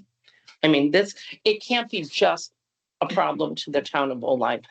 Given where we are and we're a small state, there has to be other towns within the state with similar problems. And how I can tell can we you, join forces with them? I can tell you another town, and I cannot remember the name of it right now, but I know that someone on Open Space, I think it was, provided it to me.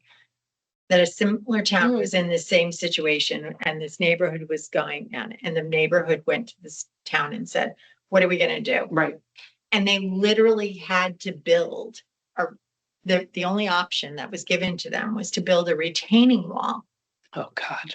to Pile prevent, driving and wow. so that the water would not impact them. And believe it or not, that's what the town ended up doing, because Deep said to them, you're going to lose this property. These houses will go away.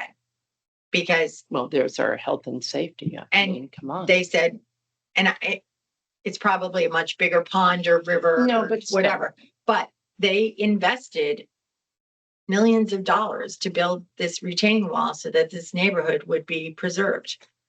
I would ask So- Devin and Martha to find out from the other legislators. There's got to be, even if it's just a handful of towns or communities. I'm It's a happy to, start. we can start with them. Yep, In the because it's not meantime, going away, obviously. This problem I mean, just keeps growing. Dave Bergeron had Deep out there, at least. In fact, they even put in fish to see, I can't remember which ones they did, alewives. The alewives were put in to see if they would continue to spawn and grow. I remember that. In that, and he had that done. So he's had a lot of help from Deep over the years. But no one could resolve And if the actual beaver issue. if someone other than a small town like us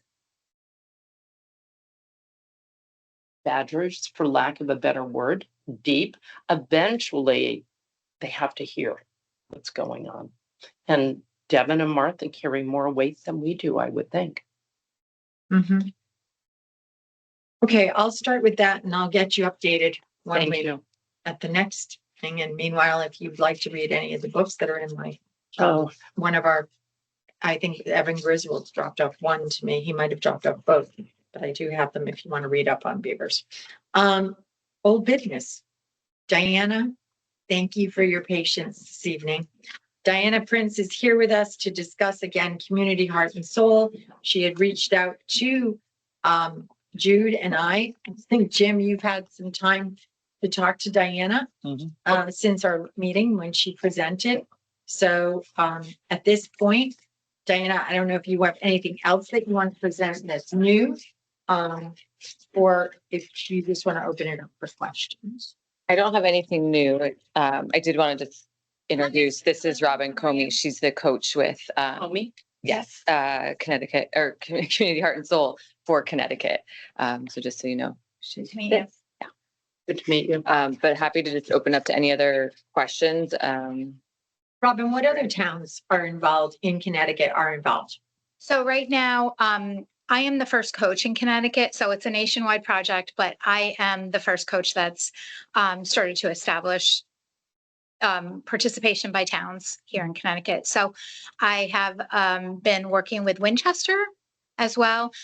No one, we're still in the early stages of both the towns that I've outlined, and So Diana, what other towns besides Winchester? those are the That's two the towns first one. in Yeah, here in Um, Winchester. in Connecticut. Okay. But we did do just my background is I live in Branford, not too far from here. And I was the reason why this work interested me is that I was executive director of a nonprofit called, which was an early childhood community collaborative. And it was very much the same type of work that we did to improve outcomes for the health, safety, and education of young children. So we worked in communities, and there were 52 communities across the state that participated in this long-term project, about 15 years or so. And really it's called collective impact, and it really, sort of puts people working together towards the same goal of, whatever the mutual goals of the collaborative and of the collective is. So it was kind of no surprise that I was drawn to this work when I learned about Community Heart and Soul, and my perspective with connecting people and gaining consensus for things, and building consensus and creating a deeper understanding of community engagement was part of that process. So I have engaged in this work, just not specifically with this tool, but I have done a substantial amount of work with that sort of collective impact community input process. And that's why when Jim, you and I talked, we also have Leanne Tingay, who's with Community Heart and Soul directly, who will also be facilitating and supporting the coach, Leanne Tingay. And so we kind of get both, because Connecticut doesn't have towns that have gone completely through it yet. And also, this was one of Jim's questions specifically too. And we talked a lot about how no one has gone fully through it to show us the exact full process, but that there's actually, the way our towns are set up, it can be beneficial and actually promote more community engagement than maybe some of the other towns that have actually had to work with either a city council, those just different setups that way. But that actually the towns in Connecticut, there's a really unique opportunity to be leaders in showing how it can really be a best practice. How, in the towns that have done it, how did they begin? Sure. So it is the initial getting started, we call it the getting started portion of it is about a 2 to 3 month process. And what you go through with that is you getting people together, you explain and you engage with folks, you determine whether the officials are on board, supportive of the model. You're open to hearing about, you hear about from people what they love about their community. There are about 7 exercises that you take groups of communities members through over a 4-month period. And at the end of it, you come out sort of exploring who the stakeholders are, who's missing from the table, and then continuing to spread the word about the project and get people interested and keeping people engaged, and igniting the passion for this type of community engagement work. And then at the final part of the getting started portion of it, this 3-4 month process is when you really sit down and you hunker down and you say, okay, what are our resources? What do we have? What is our funding structure? What is who's supporting it? What is our core group of people? Who is the project coordinator? All of those sorts of things. And then so that's the getting started part. That's the initial part. There's no really community commitment to that, except that, the outreach portion of it. I mean, it's basically mobilization in that getting started.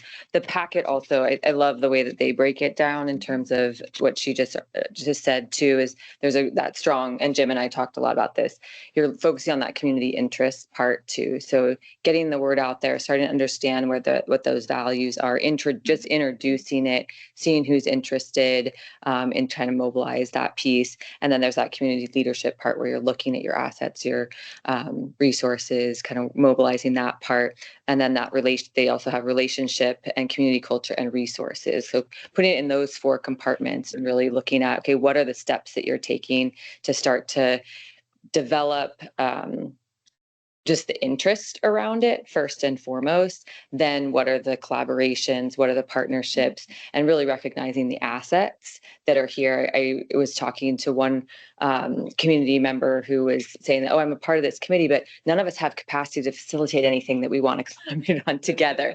And so, it's just, we need people in the community that can help us, recognize our assets, award us for those, and then help us elevate those in partnership and engagement through just those pathways, working through that. But like she said, really getting into that, getting started. We're already in it in some ways by just approaching you guys, obviously.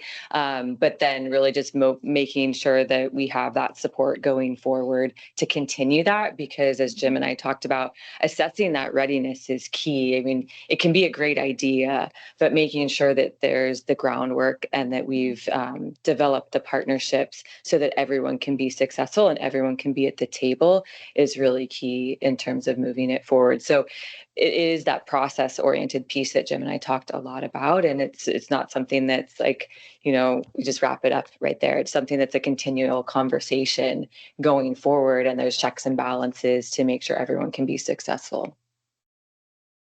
Have you had problems communicating or getting people to understand that the project itself is working together and moving forward as a group, as opposed to identifying Things to do. A project in Yeah. town, whether it's to build a totem pole or put the swim lines in. I mean, I think Jim was my first test on that. He asked some really good questions. Even just after our first presentation with you, I've had a couple of people just in random places come up to me and say, oh, I saw your presentation. I'd love to learn more about it. And just brief conversations, snippets to just say, it's just really exciting to have a positive kind of neutral outlook around just working as a town together, but also in creating a future for our town together. And it just seems that there's, they kind of take a deep breath, I feel like, when I talk to them, not to sound cliche, but it just seems like it's meeting a need or curiosity of people that maybe stopped getting engaged or are new to town, that just didn't know how to get engaged. It seems to spark some curiosity, and they even have already ideas around how they want to get involved. So it seems to be an easy conversation in some ways, but I think it is. Yeah, exactly. As you all know. Yeah. Yeah. So Building consensus, as is not easy, but if you have the right community heart and soul is that process that makes it easier and is very clear about what the what the process is and what everybody is there at the table to do. And what will happen over time is that some people may fall away, through the process, and then other people may step forward. That is, part of the beauty of it as well, is that you find those sort of those voices, the community leaders that develop during any process like this. And in fact, with the early childhood stuff that I was doing, that's how I got involved, and that's how a lot of people that I know, throughout the state got involved with becoming a better advocate, of other, involved in their communities. So I think that when they start seeing the quality of their decisions and their participation making a difference in their community, it's super rewarding and opens up opportunity for people to say, oh, well, maybe I do want to open that coffee shop after all, because now I know people, and now I know, so it has an economic development angle. It has, I think it just allows families, all it kinds just of. allows everyone to see what their potential is. I think Jim and I did also talk about this too. when you have issues that come forward, you're going to have people on all sides of it. And so I think what we talked a lot about is it's a unique opportunity to neutralize some of that and also just find where the shared experience is. And then say with a shared experience, we can all be on either side of that. But I've at least had a voice. I've at least had the opportunity to voice something. And then it might not look exactly as I voiced it, but because of the process, it starts to become where it becomes more of a shared goal or a shared action towards something.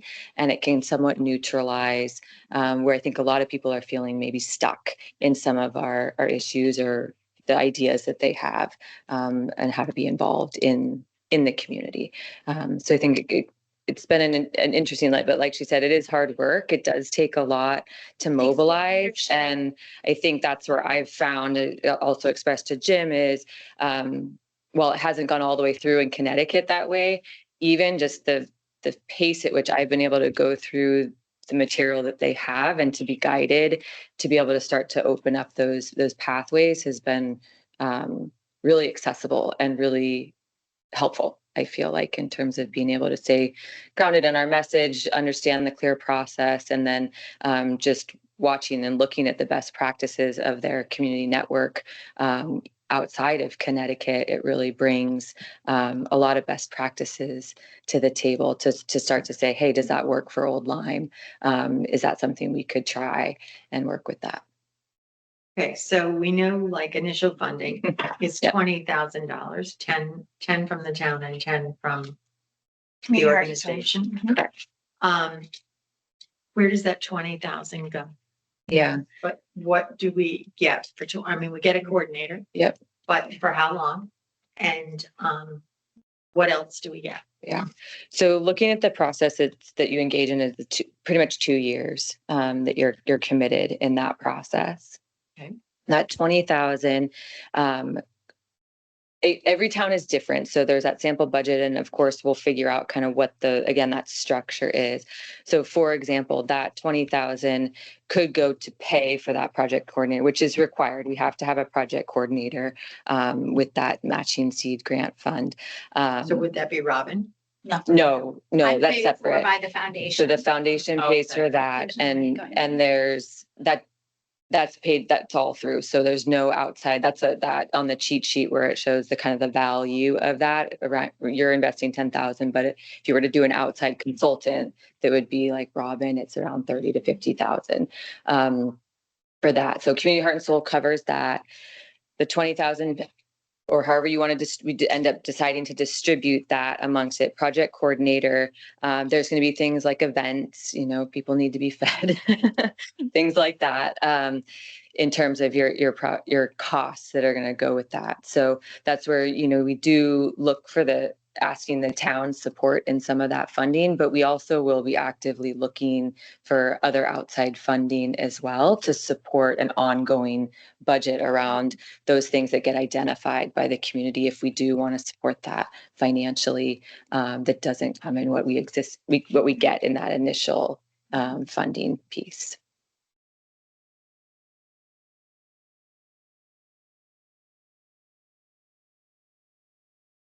And I guess also just read the getting started. We don't have to be. We don't need any funding for the getting started part. The funding goes into when we start to do that assess the readiness, and once you enter those phases is really when you need to kind of run into. Jim talked and I talked about that, running in tandem to make sure that that's kind of coming together. So basically, you'd need 2 to 3 months before you might need funding. Correct. And so basically, there's a lot of discussion at the beginning, which is free. Yeah, free you can afford right now. So it's every time of year we always would we reach out and ask people who'd want to serve on this, or are we going to do more of an open meeting kind of process to engage, like educate and engage, and then ask for anyone who wants to jump on? Is that I think both. I would say opening it up right to the public there, but then also mobilizing existing, asking you guys if there's people that you recommend, so that there's a seat at the table, and kind of bringing those two pieces together. So having it publicly open, available to inviting in people that aren't in normal circles. And then, even heads of committees just saying they don't need, obviously they're busy oftentimes too. So we don't need, and they're already existing and involved within that. So do they have people that they would recommend in terms of that too? So I think it's mobilizing both aspects of kind of a public forum, public invite. And also and going opening. out to these, Groups, yeah. meeting where Yeah. people are, right? Going to your senior centers or your libraries or,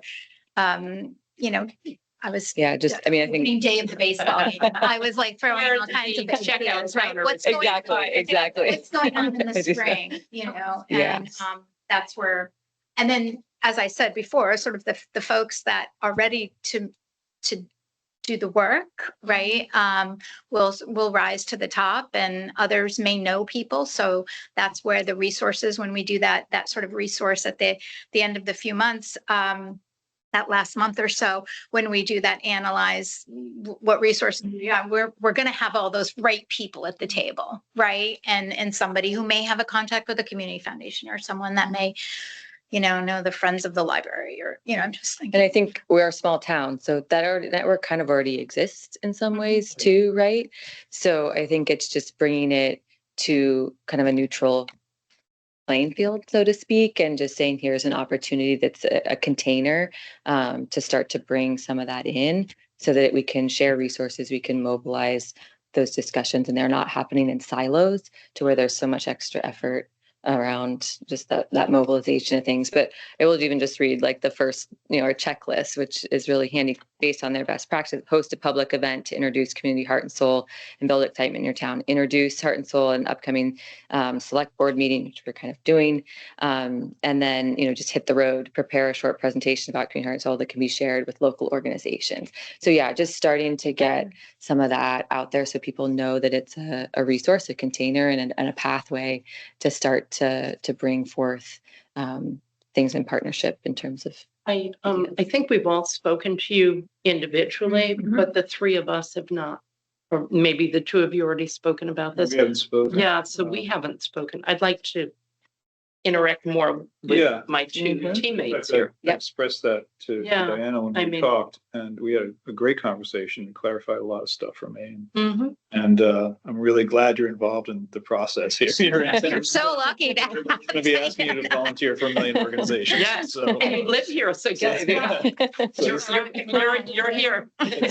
She gets it. She's a team leader. It's No, kind of what I'm getting. It's like, and when Diana and I discussed this, I think looking at this organization, I think they can do terrific things for certain types of towns. And I can name a couple going east of the coast that really need this, especially towns that have a strong mayor, and very tight city council system where you can literally talk to 6 people and flip the town like that, and create policy. And ordinary people are kind of banging on the door, and they go to the meetings and they just shut down, So that is really a place that, we're kind of on the other extreme, which I think why, not too many inroads have been made yet. The Selectmen town meeting system is very permeable. I think, as I've said before, this room can fill up, within a week. People can organize who've never shown up to a meeting. We can fill up the middle school auditorium, if there's something people We really have, care yes. about. And we've had an example this year where, speeding on Sill Lane, people have had their houses hit, and Smith Neck, and then they came to us and we're like, yeah, this is a problem. Here's a committee, join it, And they did. And they did, so we've already created a new committee. I think and because we have a couple hundred volunteers on boards, we are out there in the community. That doesn't mean that we can't do better. It doesn't mean that there's some people that may just feel like the government has nothing to do with them. They don't feel like they would be heard, and how do we engage them? And we should, and for whatever reason that they feel marginalized. Mm. So that is an attractive aspect of this. But on the other hand, I'll be honest with two prejudices that I'm having a little trouble with. And one of them is the notion of dedicating town resources, and it would be 20,000 a year for a coach, going forward. We can get funding, grant funding, etc., to a outside organization, to have a mediator between the people and the town government. Whereas I've always extolled the virtues of this being so permeable of a government that, there is nothing, literally, it's, you show the town meeting and your voice is heard, you have a vote, nothing over $20,000 happens, a dime is spent, without people voting. Right. So to encourage, an outside organization to kind of organize that mediation, that's one of my prejudices. I'm still not completely sold on that, and it's not that I won't be sold on it. I'm not sure that, so the money that you put towards, so this is a program, it's a project, it's not an organization. So you're not actually writing a check to the Heart and Soul at all. In fact, that's not the case at all. And in fact, you might want to have a body within the community. So whether it's, like a fiscal sponsor or something like that within your community that can act as that intermediary for those funds. The Heart and Soul is literally just the program that has been developed, and I am the sort of bridge towards that. But you're not necessarily, the town is not necessarily sending money, or funding that. You're hiring a consultant basically at around So- 20K, Yes and no. I mean, I understand that, like that, the setup where you identify obviously a coach and those types of things. I kind of iterate what I told you on the phone too, is I've driven most of it. I mean, Robin's been nice to come to some of these meetings, but you talk to Leah and you talk to Robin, and even just the way I've been able to navigate it myself. It's very, like, it has to be community. It has to be driven by someone in the community. I would also say that's also probably why Connecticut doesn't have anyone, is no one stepped up in that way too, in their communities. But it's very much like we're driving it in that. So It's just a guide and a framework Yeah, to work with. But we create it you touch it, you own it. ourselves, and we make it work. I guess we make it work for us. So let me ask you a question. I'm just going to use an analogy. Yep. I kind of see this as a committee that starts off with trying to gain interest for the committee, much like flood and erosion or road and public safety. So it's a committee. And then at some point, the committee may ask for funding. And if we provided 10, then this organization would back us with a grant for the other. But, and it's not 20, it's 20,000 based on 2 years of work, not just 20 per year. Total, if the 10K from Community Heart and Soul, and then us matching the 10K becomes 20,000. And they think that that's enough funding for 2 years. No. No, that's why you actively, that's like after the getting started, that moves you forward to keep you going in tandem with your processes.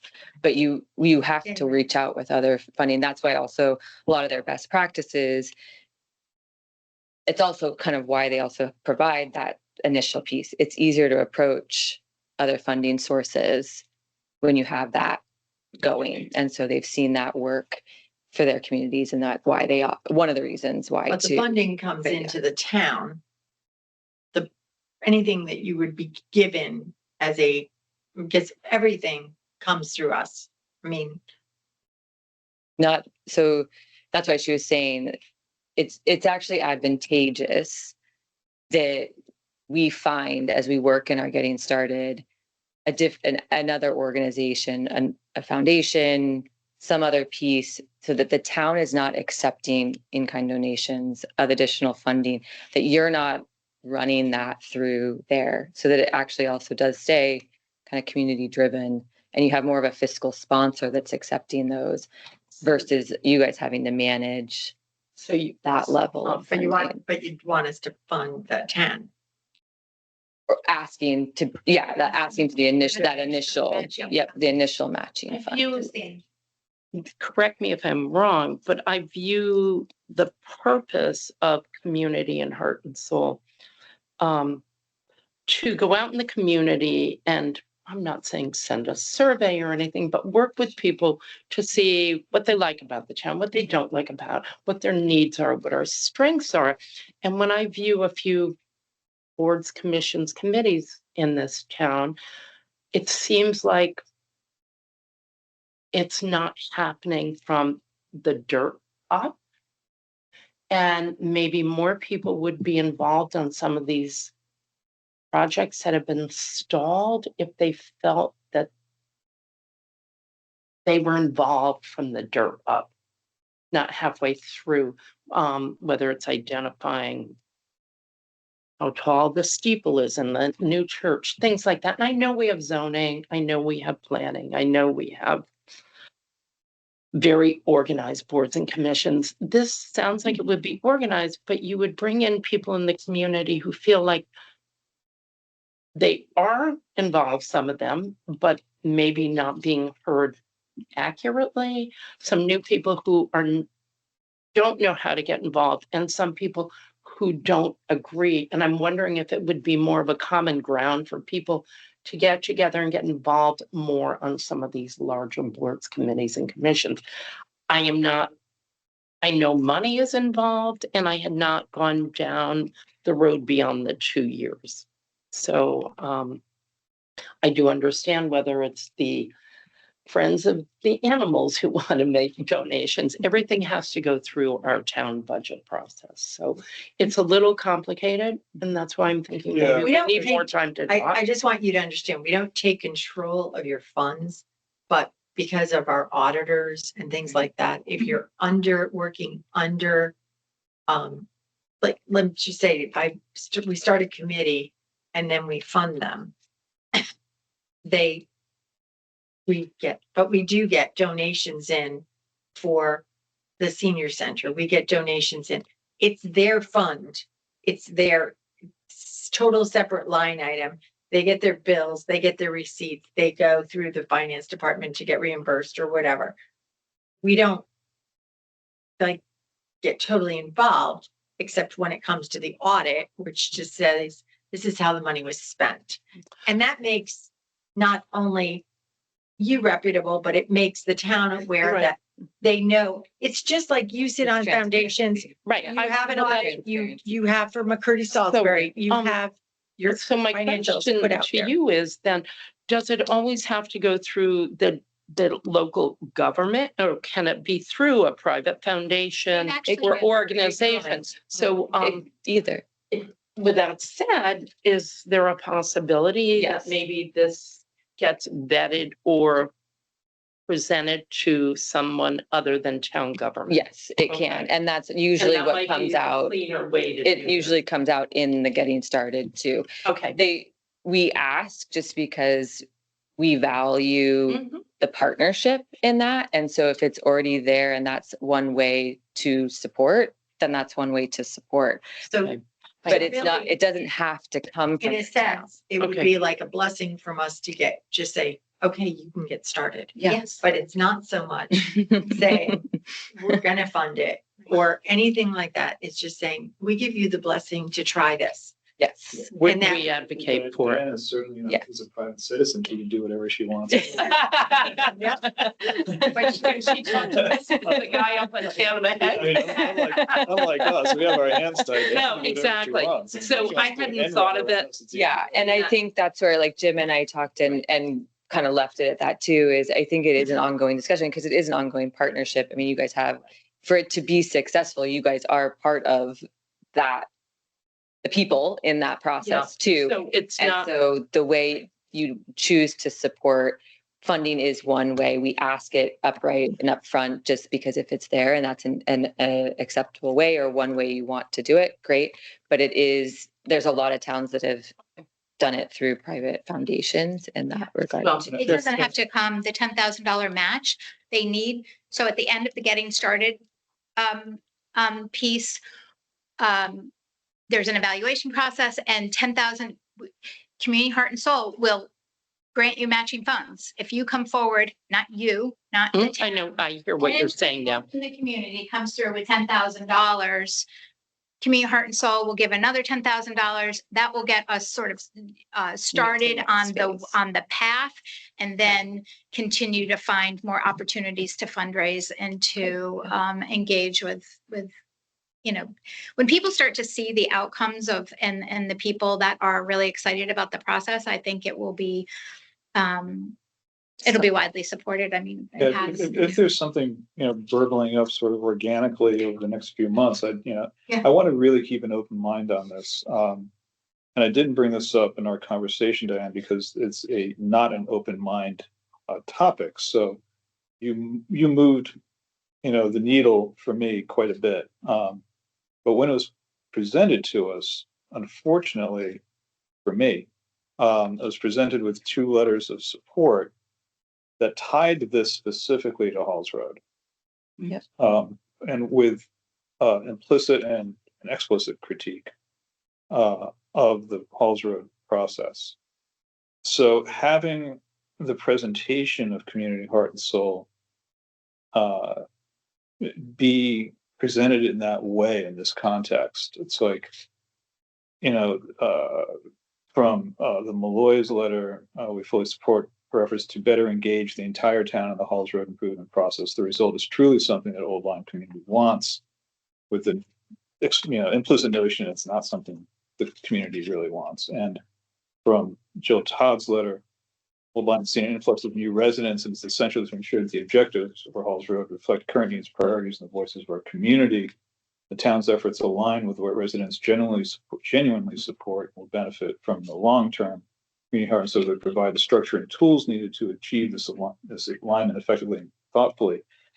It's very much sort of politicizing the rollout around Halls Road, the way these 2 letters of support were presented. And that, I think, is a little unfortunate for me. And I didn't bring it up because it's not really pertinent to what you're doing. It's not pertinent to the organization, but it's the way it's presented. Yeah. And just for reference, I just want to point out that town, I looked into it, and Halls Road has had 43 public meetings since 2017, 8 of them in 2024. So post, and this has been exactly what you're talking about. It's been talking to the Lions Club, talking to the Duck River Garden Club, talking to the Senior Center, talking to people wherever and wherever they could find them. 2022, we went to a special town meeting. The town voters approved funding. It went to 2 months ago. It came to us and the Board of Finance, and we approved. And of course, this issue came up a year ago when we were running and all full of people, where we expressed our support for the concept of Halls Road. So I don't accept the notion that's in these letters that we need Community Heart and Soul to get out there and find the real expression of the people, because this process has been somehow either corrupted or just not adequate. And if it wasn't so tied in with this one issue, I'd probably be like, yeah, more gung-ho about it. Those letters are a little unfortunate for me in the way it was presented. Yeah, and I think it's unfortunate we're on the same night, I think, as that. Yeah. Because I think it speaks a little bit to what Jude was saying. We don't have to go into a lot of detail there, or obviously they're not my letters too. Right. So, but I think they just see that link, too. right? Yeah. Like Yeah. they made that link of, oh, hey, I don't see this coming from the ground up anymore. This might be a way for it to find more of that cohesive collective action towards one example of a project that's going. But like I've told Martha, and I think I've told all of you, is this goes beyond just one project or one example. I mean, I hope it can inform in a positive way any existing projects in whatever capacity they need more information or support on something. But I again, it's a process that's going to identify core values towards any existing or future project. It just solidifies, I think, where our, or you can ask a lot of people our core values, but they've gotten somewhat pulled in some of these directions because of specific processes or specific projects. So I think it is unfortunate the timing just around the way when we presented and when that was coming up as well. But I hope, yeah, like I said to all of you, I hope it's something that's going to inform existing projects as they're open and as it needs to, and it has the opportunity to maybe cross-check something, but it's also for future projects. Yeah, you really can't go into this process with any sort of agenda. Yeah. And we've made that clear to, you know. Yeah, it's not to cast aspersions on the organization or your work. It's just the way it was presented to us. It's like, ooh, it's already political, Sure. you know, to have this organization go out and it's like, oh, let's see if we can, you know, I mean, it takes a lot of people to build a train, and, you know, anything we do from sidewalks, it takes years, and that's just the process. It only takes one person to derail a train, you know, and anything I've been involved with, there's always a couple people that are like, you know, not listening to us, but it's like, who we have? We have dozens of meetings and we have votes. I guess I hope this process, what it's informed in me is to really look at how we're listening. Like obviously someone's not feeling heard on some level. And so I guess I see it more as like a learning piece of like, what do we need to know? What else do we need to know? Or what else is there? What level are we not listening on? And is there a way that, I guess I look at the word engagement, like that's a huge piece. You know, a lot of people it's not so much about being heard or if their idea goes through, it's that have felt a part of the process. And I think I think you asked me why I got involved is I have gone to meetings of other things and everything, and the engagement piece is missing. And I think that that's a really valuable part to either existing projects, but just the way things are happening in the future, I think we all because that acknowledge engagement piece is we can't do our really jobs better, or we that should be doing our piece. jobs. And so just seeing it as opportunities just to learn from, or what do we need to do that can be successful going forward. And I think one of the things that someone from the public asked me one day, it says, do you think that O-Lime can continue to exist to run their boards and commissions with 240 volunteers moving forward? And I said, absolutely not. And the reason is we are not drawing in the younger generation, and the older generation is going to get tired, and they already are. Yeah. And they firmly believe in the cause of whatever committee or board or commission they're on, and they will stick with it, but they're tired and they're waiting for that next generation to jump in. They've all said it. I just like to stay on for a year and get somebody else geared up, ready to go. Get someone else geared up, ready to go. And that's. But if you look at the demographics of our town, those are the demographics. Right. And we can't keep families. We can't keep young people. As soon as they graduate, they go, you know. A lot of them are coming back. And I've had just meeting you and having you become involved and engaged. I'm not saying this to support community heart and soul, but the more young, I think the key word is engaging the younger people, because I've had interaction the last couple of years with people, believe it or not, under 45. And they're asking things like, gee, I'd like to get involved. How do I do it? Or I've been to a meeting. And after I left that meeting, I'm like, I want nothing to do with this, because it seems either disorganized or biased. And I had dinner with some people the other night. They moved here within a few years ago. One is involved on a level that I'm not going to say, but it's volunteering in our town as a child in high school, one in middle school. They're like, they have a relationship with Halls Road, Huntley Road, and some of the surrounding roads. And they're like, we want sidewalks so badly. But now that we're moving in that direction, is it true we're going to have 3-story apartment buildings within 12 feet of Halls Road? And I said, nothing is passed, but you need to come out and find more about what the plans are and really get engaged and involved. And that age group just, I think we're alienating them because there are people who want to become involved. We need a better way of welcoming them to get involved. And I think you really, by asking people, by going through this very deep um, um, process of talking to people and building these trusts and this relationships with people, they say, oh, wow, I didn't realize I loved X, Y, and Right. Z so much. So all of a sudden you're switching their lens, right? Everybody walks around, well, I don't, I always go, if I want to go out, I go in another town, right? We've all heard that. But all of a sudden it's like you're having a conversation with someone across the table and they're like, oh, you haven't been to that, Exactly. that restaurant, or that, did you know that they ice skate, or, something like that. And they're like, oh, I didn't realize that. And so it creates this sort of better, a sense of community, I think, the process as well. And it gets people a little bit off their negativity, about a community. That is a positive thing. Yes, Because in of the, course. I mean, to your credit, in the very beginning, my initial thoughts were, we don't need anyone to tell us, how to talk to the town. People certainly know how to yell at us and, We're come out. listening. And, Maybe we do. and, yet another layer, where we're trying to get people involved in this, to get people involved. Normally, if an outside organization, like say Habitat for Humanity, is involved with the town, it's for a specific project. Like, all right, Right. you're going to build this house, and we're done.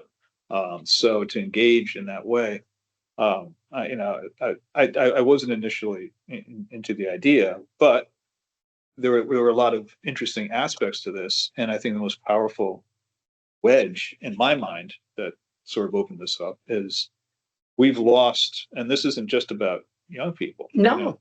We've lost an entire middle ground Mhm. between private Yep. and public, so you have Absolutely. government and you have private life, and there's nothing in between. You have work, you go house to work, and then government is something that is just there.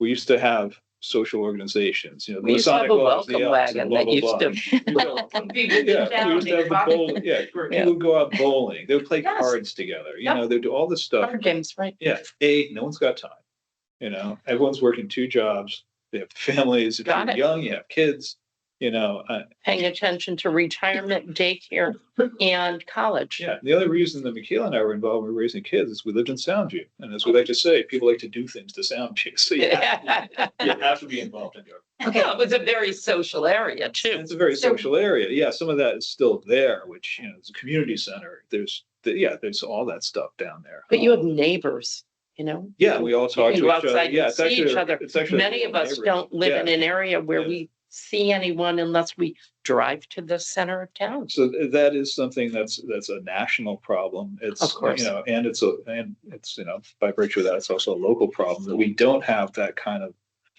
you're not gonna revive the Grange, you're not gonna, the old forms aren't gonna work anymore, so we're gonna need some new forms. We could go on all We're, night. it's after 8 o'clock. All right, sorry. So it's okay. I'm sensing that we would like to, this is my sense, that we'd like to vote on this next time. Yes, not. So I will move this to January 6th. Diana, you don't have to come. It will still be under old business. So if you do choose to come, I would strongly suggest you come later. So you can, unless you want to watch. At the end of the agenda. But I'd like to hear Yeah. about the, Yeah, it's up to date. all right. They've been But around we for a will while. move and this to probably January shouldn't. 6th for a decision. Okay? Okay. All right. Thank you so Yeah. much for your time and your Thank you. patience. Yeah. just asking, I think what the ask is really just for your, your blessing to go forward, and, And continue we can come dialogue. back in a few months and report out on, some of the successes and have people come to the meeting Well, and I'd also like to give you the blessing to have your first meeting here. And then if you want to move elsewhere after that, but because our library certainly has a smaller community room that you could get, but there are time limits on that Yeah. because they don't stay open late. Okay. But we'll chat on January Yeah, 6th that and sounds see what we good. can find. Have a nice holiday. Have a ladies. wonderful Thank you. holiday, both of you. Tony, C-O-N-E-Y. Yeah. Okay, a Swan Brook sluice weight rebuild update. I did speak to Christian on Friday. They certainly were not there today. They have run into a little bit of a difficulty in that they're finding those artifacts of the old walls. And the old walls deep within the sand. Where's it buried? So they, go to put something in, and he said, look, I just want you to know, it's not like we're trying to renege on this project, but there's seems things that we did not anticipate. When you say so- artifacts, excuse me, do you mean that we have to stop the project for an archaeological No, dig, no. or they're just in the It's way? just the walls. Okay, It's I just guess in the the way. walls, It's 1952. right, just Um, verifying. So and he wants to do it right. Right. So you don't want to, there's got to be some more excavating. So that's where he was. We're going to set up a meeting with the engineer that is sort of overlooking the project through DACO and have another discussion. But he called me. I was on my way to Vermont. So we were, I was talking to him, trying to figure out where I was going and all that. So I said, all right, let's just regroup. And, I did express my concerns that they sort of had missed that beautiful opportune time of November when the weather was gorgeous. But I can't do anything about that. And he said, what are the plans if we're late and we don't finish by December 31st? And I need to recheck the contract again, but I don't think there's any type of fine built into the contract if they're not. We said that we strongly desire to have it done by of December course. 31st. Well, it's kind of hard to put a penalty phase in weather. And you can't do anything about days like today. And the So, beach isn't being used a lot in January. no, but I knew, Cool. lots of people who walk there daily. Oh, well, Um, they have to walk around that. Our draft ordinance for the town meeting announcements has not been completed yet, so I don't have it for you. So we're gonna have to defer that to January, which moves us on to Selectmen's general discussion. And the first thing we have to talk about is drones, because if we don't mention it, we'll forget it. So I do want you to know that I did hear from Mike Caplet from Demis. He did provide some information. He said to send it to my public safety people, which I did. It's about a 12 to 15 page document that has various information about who to call, places to go on to find more information. It's very nicely done. And so I will forward it to both of you. Okay. Thank you. As far as what we can do ourselves, I guess certainly our Senator Blumenthal is totally pushing to have these things Yeah, he's looked all over into this. more Have you seen serious. them? Have either one of you seen I've- them? I have not looked. I have not. Lenny Cordo sent me some footage. I've seen footage. Yeah, but I haven't been outside and looked in the sky and Yeah. seen. Right. Yeah. I don't know what kind of Oh. a problem it is here, but some of the stuff that concerns me, and I think concerns everybody on All both of sides us, of the yeah. aisle, that You we're not, think? we're not getting answers. B, this is clearly organized.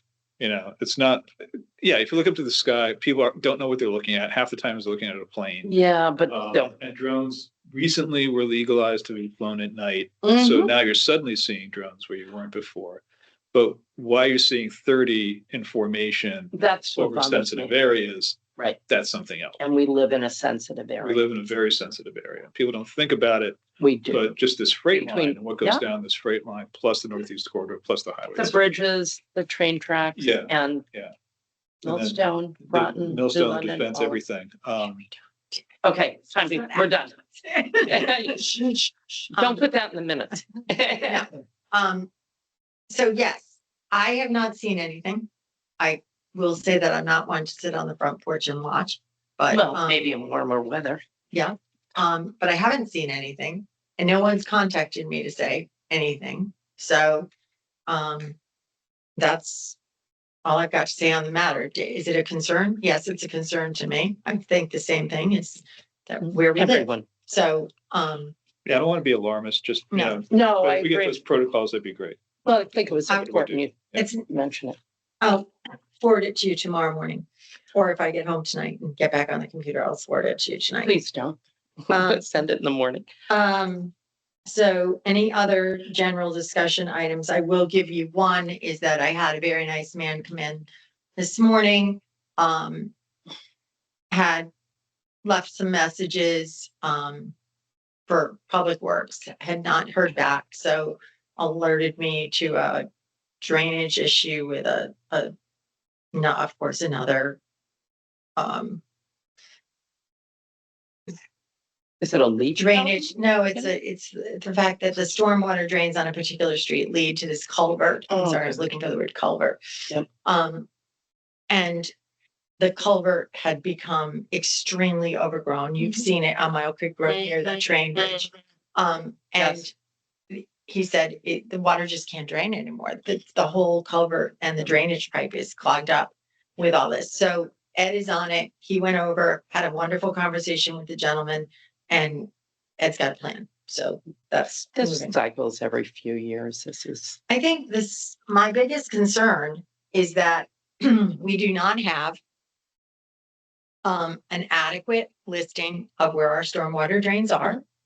We do not have a punch list to say on any given day, Monster Vac came in and vacuumed out 1, 2, 3, 4, 5. I mean, I get a bill and it says they did 23 drains.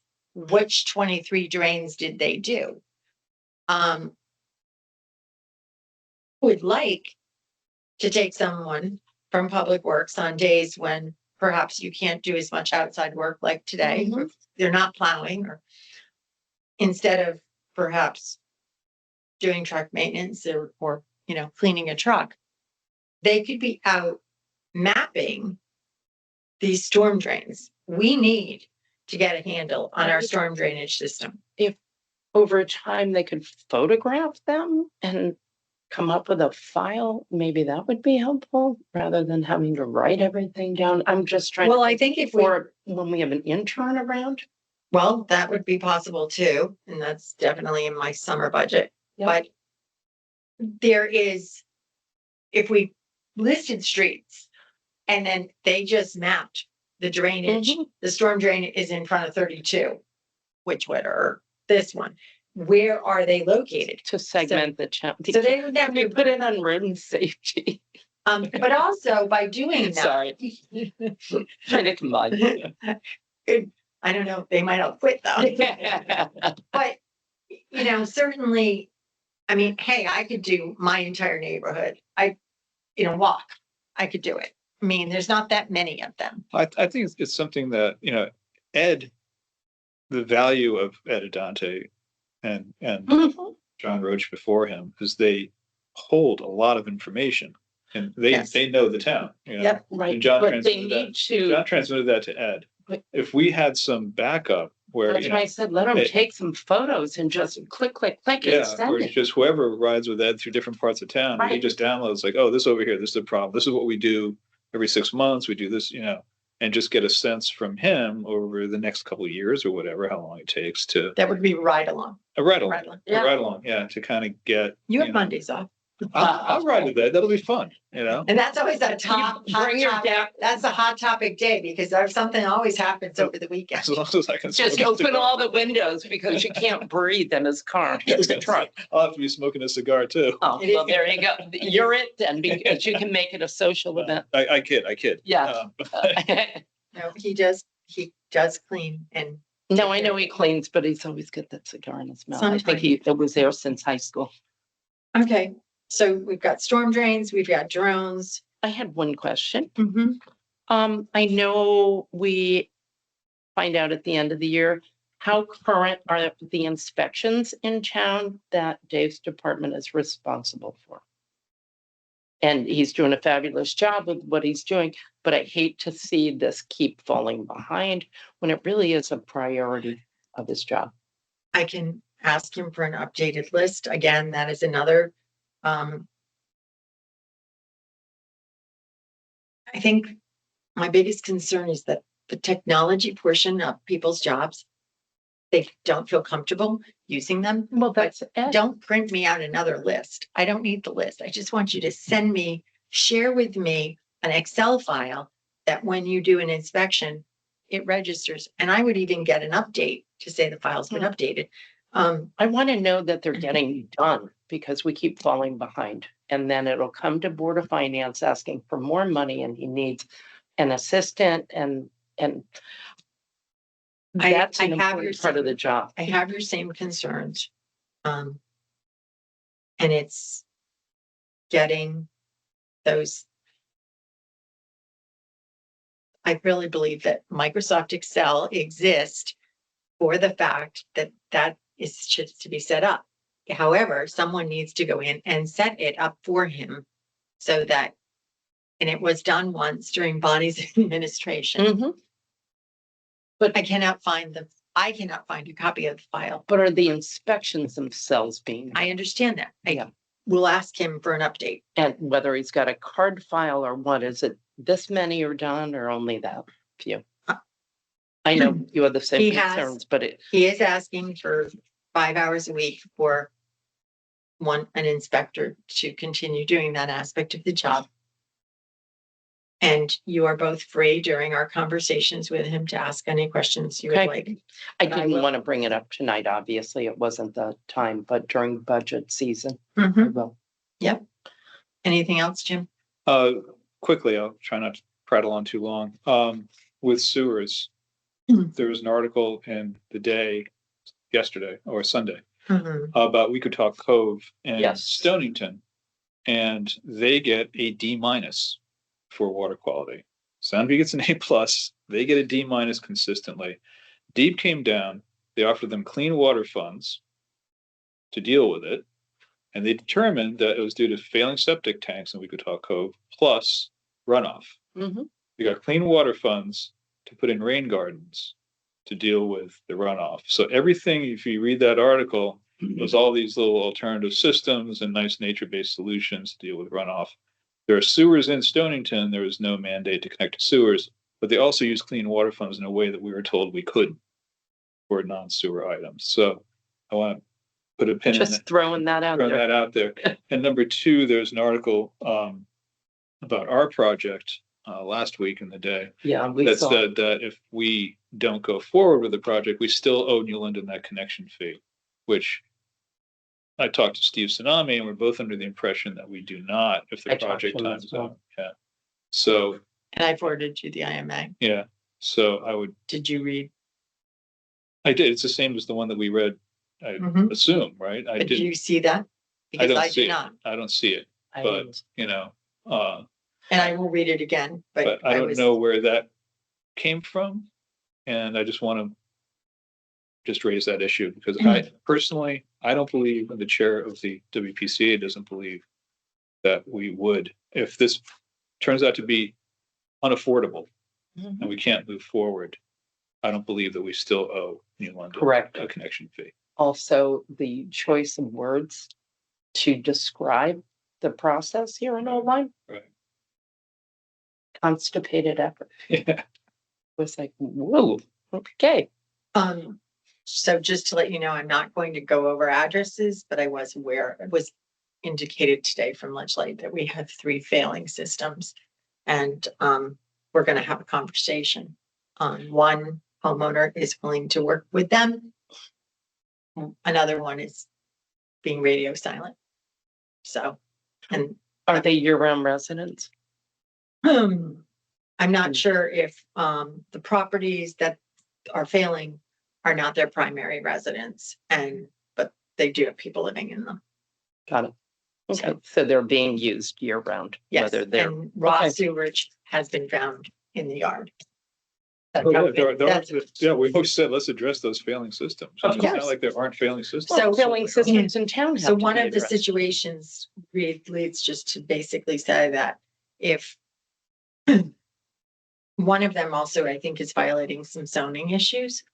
So I have forwarded it on to Eric as well, so that he's aware, and I've asked for him to be included in a meeting. Did you say the beach areas? You didn't specify which one, so. I didn't say beach. I Oh, just said okay. 3 in town. In town. Okay, great. because until I have I assumed, a which meeting, is wrong, but. but I would, we are responsible. Now, she said that if they deem these as uninhabitable and the systems are not working, then the town is responsible, and this is as a rehousing, there's a rehousing clause. So I'm not exactly sure what that means, and Jen Maggio said that she would explain everything to me at the meeting. For the tenants, Yes, because you are, Right, you have to be removed from the. they would be buildings. evicted by us, basically, to say that you can't live here Would because it it's be unsafe. and we would Would it- condemn the building. I was going to essentially? say, does that mean it would be condemned? That would I be up to the building inspector and zoning. And therefore they'd be, wow, So, but but rehousing, I don't know what that means. I've Right. never seen that. Well, I know I've seen the term, but what does that mean for us? what does it mean But financially you to have the 2 town? bedrooms. So, Have you started looking for apartments?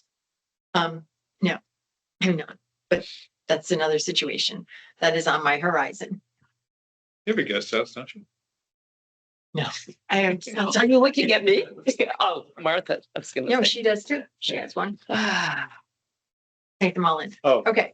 I was kind of tasked with this hard tongue, Oh, hard tongue. plowing. Who plows? Yes. Oh, that was. the That last stub, yeah, Hard Tongue Place, it's unpaved, sort of a stub roadway. one. Mhm. It was a through road into Old Colony. There's a gate that's locked usually, so people can't go into Old Colony who are not from Old Colony. They have a pass key. I'm not sure how it works exactly right now, but the town does own up to the rear property line, the easternmost property line of Swan Avenue. So you have a That house on makes sense. Swan Avenue. The Yep. rear property line of that house, that's the town's domain, sort of. Same thing happens over on Portland. The rear of the Portland, west side of Portland, town owns that. So on the Portland side, when you go into Miami, the town well is right there, and Mhm. it goes Liberty. There's a gate that's not locked. It's just a pass through. Exactly. That doesn't get plowed. And those stubs, typically, they're not paved, they're not through streets, they're not, parking, they're not accessed by anyone except the private beach people coming into Soundview. We can't go But that they're a town road to the end of the property line. to the beginning of the private beach association. So Okay. So a Hard Tongue portion of it. specifically, Yep. as you're going up to the gate, Mhm. is town. Right. But it's not for any practical purposes used. And there's a lot of stuff that doesn't get plowed in the winter. Why is it Because- being asked? Why is it Because being people pushed? from Old Colony want to walk into Soundview and if it's Walk? not plowed. Well, because there's a gate there. I know, but walking has to be plowed in order to walk. Well, But- their side is being plowed, I their think, side's but then being- they yeah. open the gate Okay. and they And- can't get through. But the beach is literally a half block south where you can just come into It Soundview via the sounds- beach. So I didn't, looking at it, I didn't think, I just, Wasn't this Miami that was asking? this is someone actually from Swan, Yeah. 86 Swan. Okay, No so removal from Swan towards Hard Tongue, the locked gate. does it pose a safety issue for emergency vehicles? No, because you can't go through the locked gate. That's What I'm about thinking. fires, though? Would they have to park I there don't if there was think a so. house on either side that was on fire? I don't think Is so. this a new issue? Well, I mean, well, we've this is the, treated it the same for all these years. this is the correct? letter we get from Dean Marino that was given to me. It says many Yes. residents and beachgoers walk/ride bikes through this stretch of dirt road that is not level. Potholes exist when it rains. It's Okay. slippery. It's not clear to snow and ice. I've seen people slip and fall on snow and ice and trip in potholes, uneven surface. So, but it's not, as far as I know, unless I have this wrong, it's not a through street for town residents. It's only a through the other way, you know, if But you're if in it's a Old Colony, town you can come, road, you can come in, up But you to the can't go fence. but you the can't other go the way, other way. no. You can't go from the town to, do they unmagnetize those gates during the winter? they haven't been, those gates have been locked. Okay. It doesn't make sense to me that we should have to service it. I just don't see, practically speaking, how you could even plow it. Where would the snow go? Well, wait a minute, Yeah. but then you get into a liability issue. Because if someone Understood. falls on a town property, then that's So- an issue. Right. Up into the gate, then you need to do it, it sounds like. If the gate is here and this is Right. our property, From We there need- forward we need towards. to maintain this. Well, we don't even clear the sidewalks though. Well, I hate to tell you this, but I grew up in a city where we had to do our own sidewalks. Of And course. if we didn't do them, You were we were fine. fined. Yep. And you had to keep your sidewalk accessible. And But, as a child, but when those sidewalks were put in, it was acknowledged that most people aren't there in the winter. Yeah, but I could see And so who fixing the would be potholes. doing it, and the town's supposed to do it, same way they do Lime Street. So they backblade from the fence. is there an ordinance that says that the town is supposed to do the Soundview sidewalks? When you put the sidewalks in, did you put that in as an ordinance? I don't Or know a if that's policy? I would ask the group that worked on that.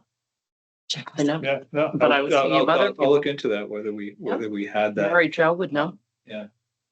But, I'm saying that there's a lot of town assets that we don't clear of snow. Well, And this, My road is cleared, right, which which is a the road, first town year, road, yeah. but it's that's going up the hill. not all the way. Just There's a gate. Well, the gate Yeah. isn't closed, but there's two pillars. They go up to that and that's it. They back around and go down. Well, my parents' cottage is on the corner of Martino and Portland. And that going from my parents' cottage to Miami Beach, the town well is right there. That doesn't get plowed. And practically speaking, it wouldn't get plowed. I would guess that think no town- cars would go down that. Well, but still, if it's a town road, times change. These roads are going to be used more and more now that properties are being improved down there. So if it's a liability, I think we need to service those two little bumps. It's not that far. It's a pain in the neck to go up to one point and then back out. But if there is a town liability, we might consider taking care of it in the winter. so on your ride along. could Am I you right? I point was gonna that- say, am I could right? you- Yeah. could you Point that out to Ed. And could you soft sell this to Ed while you're at it? So the other thing that I will, oh, wait a minute, hold on. It has been a long meeting, Martha, so No, I but can I see just, why when you were talking, flew I out. thought of something Ed? else too. liability, Mhm. plowing, It'll come back to bleeding. Another situation where we need to take care of something. I can't remember what it is, but it'll come to me. Next meeting. Oh, well, one thing I would say is that at this point in time, we don't have a snowstorm yet, but we should make Ed aware of it. So,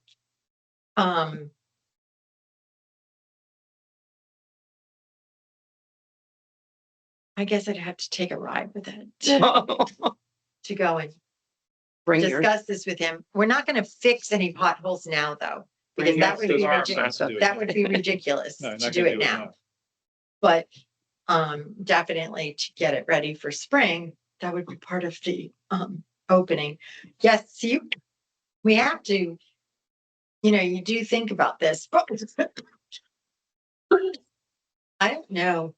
I can call Carl Fortuna too, just to ask him, but I can't believe that his town they're doing all those sidewalks. they may have a Every town subcontractor. has a different ordinance. Right. Right. Groton, you have to shovel your own sidewalks. I want to know who shovels the sidewalk from Fine Fettle backwards to 95, where everybody used to pull off and park, and they would have the police officers there and all that. The sidewalks hanging out there. Yeah.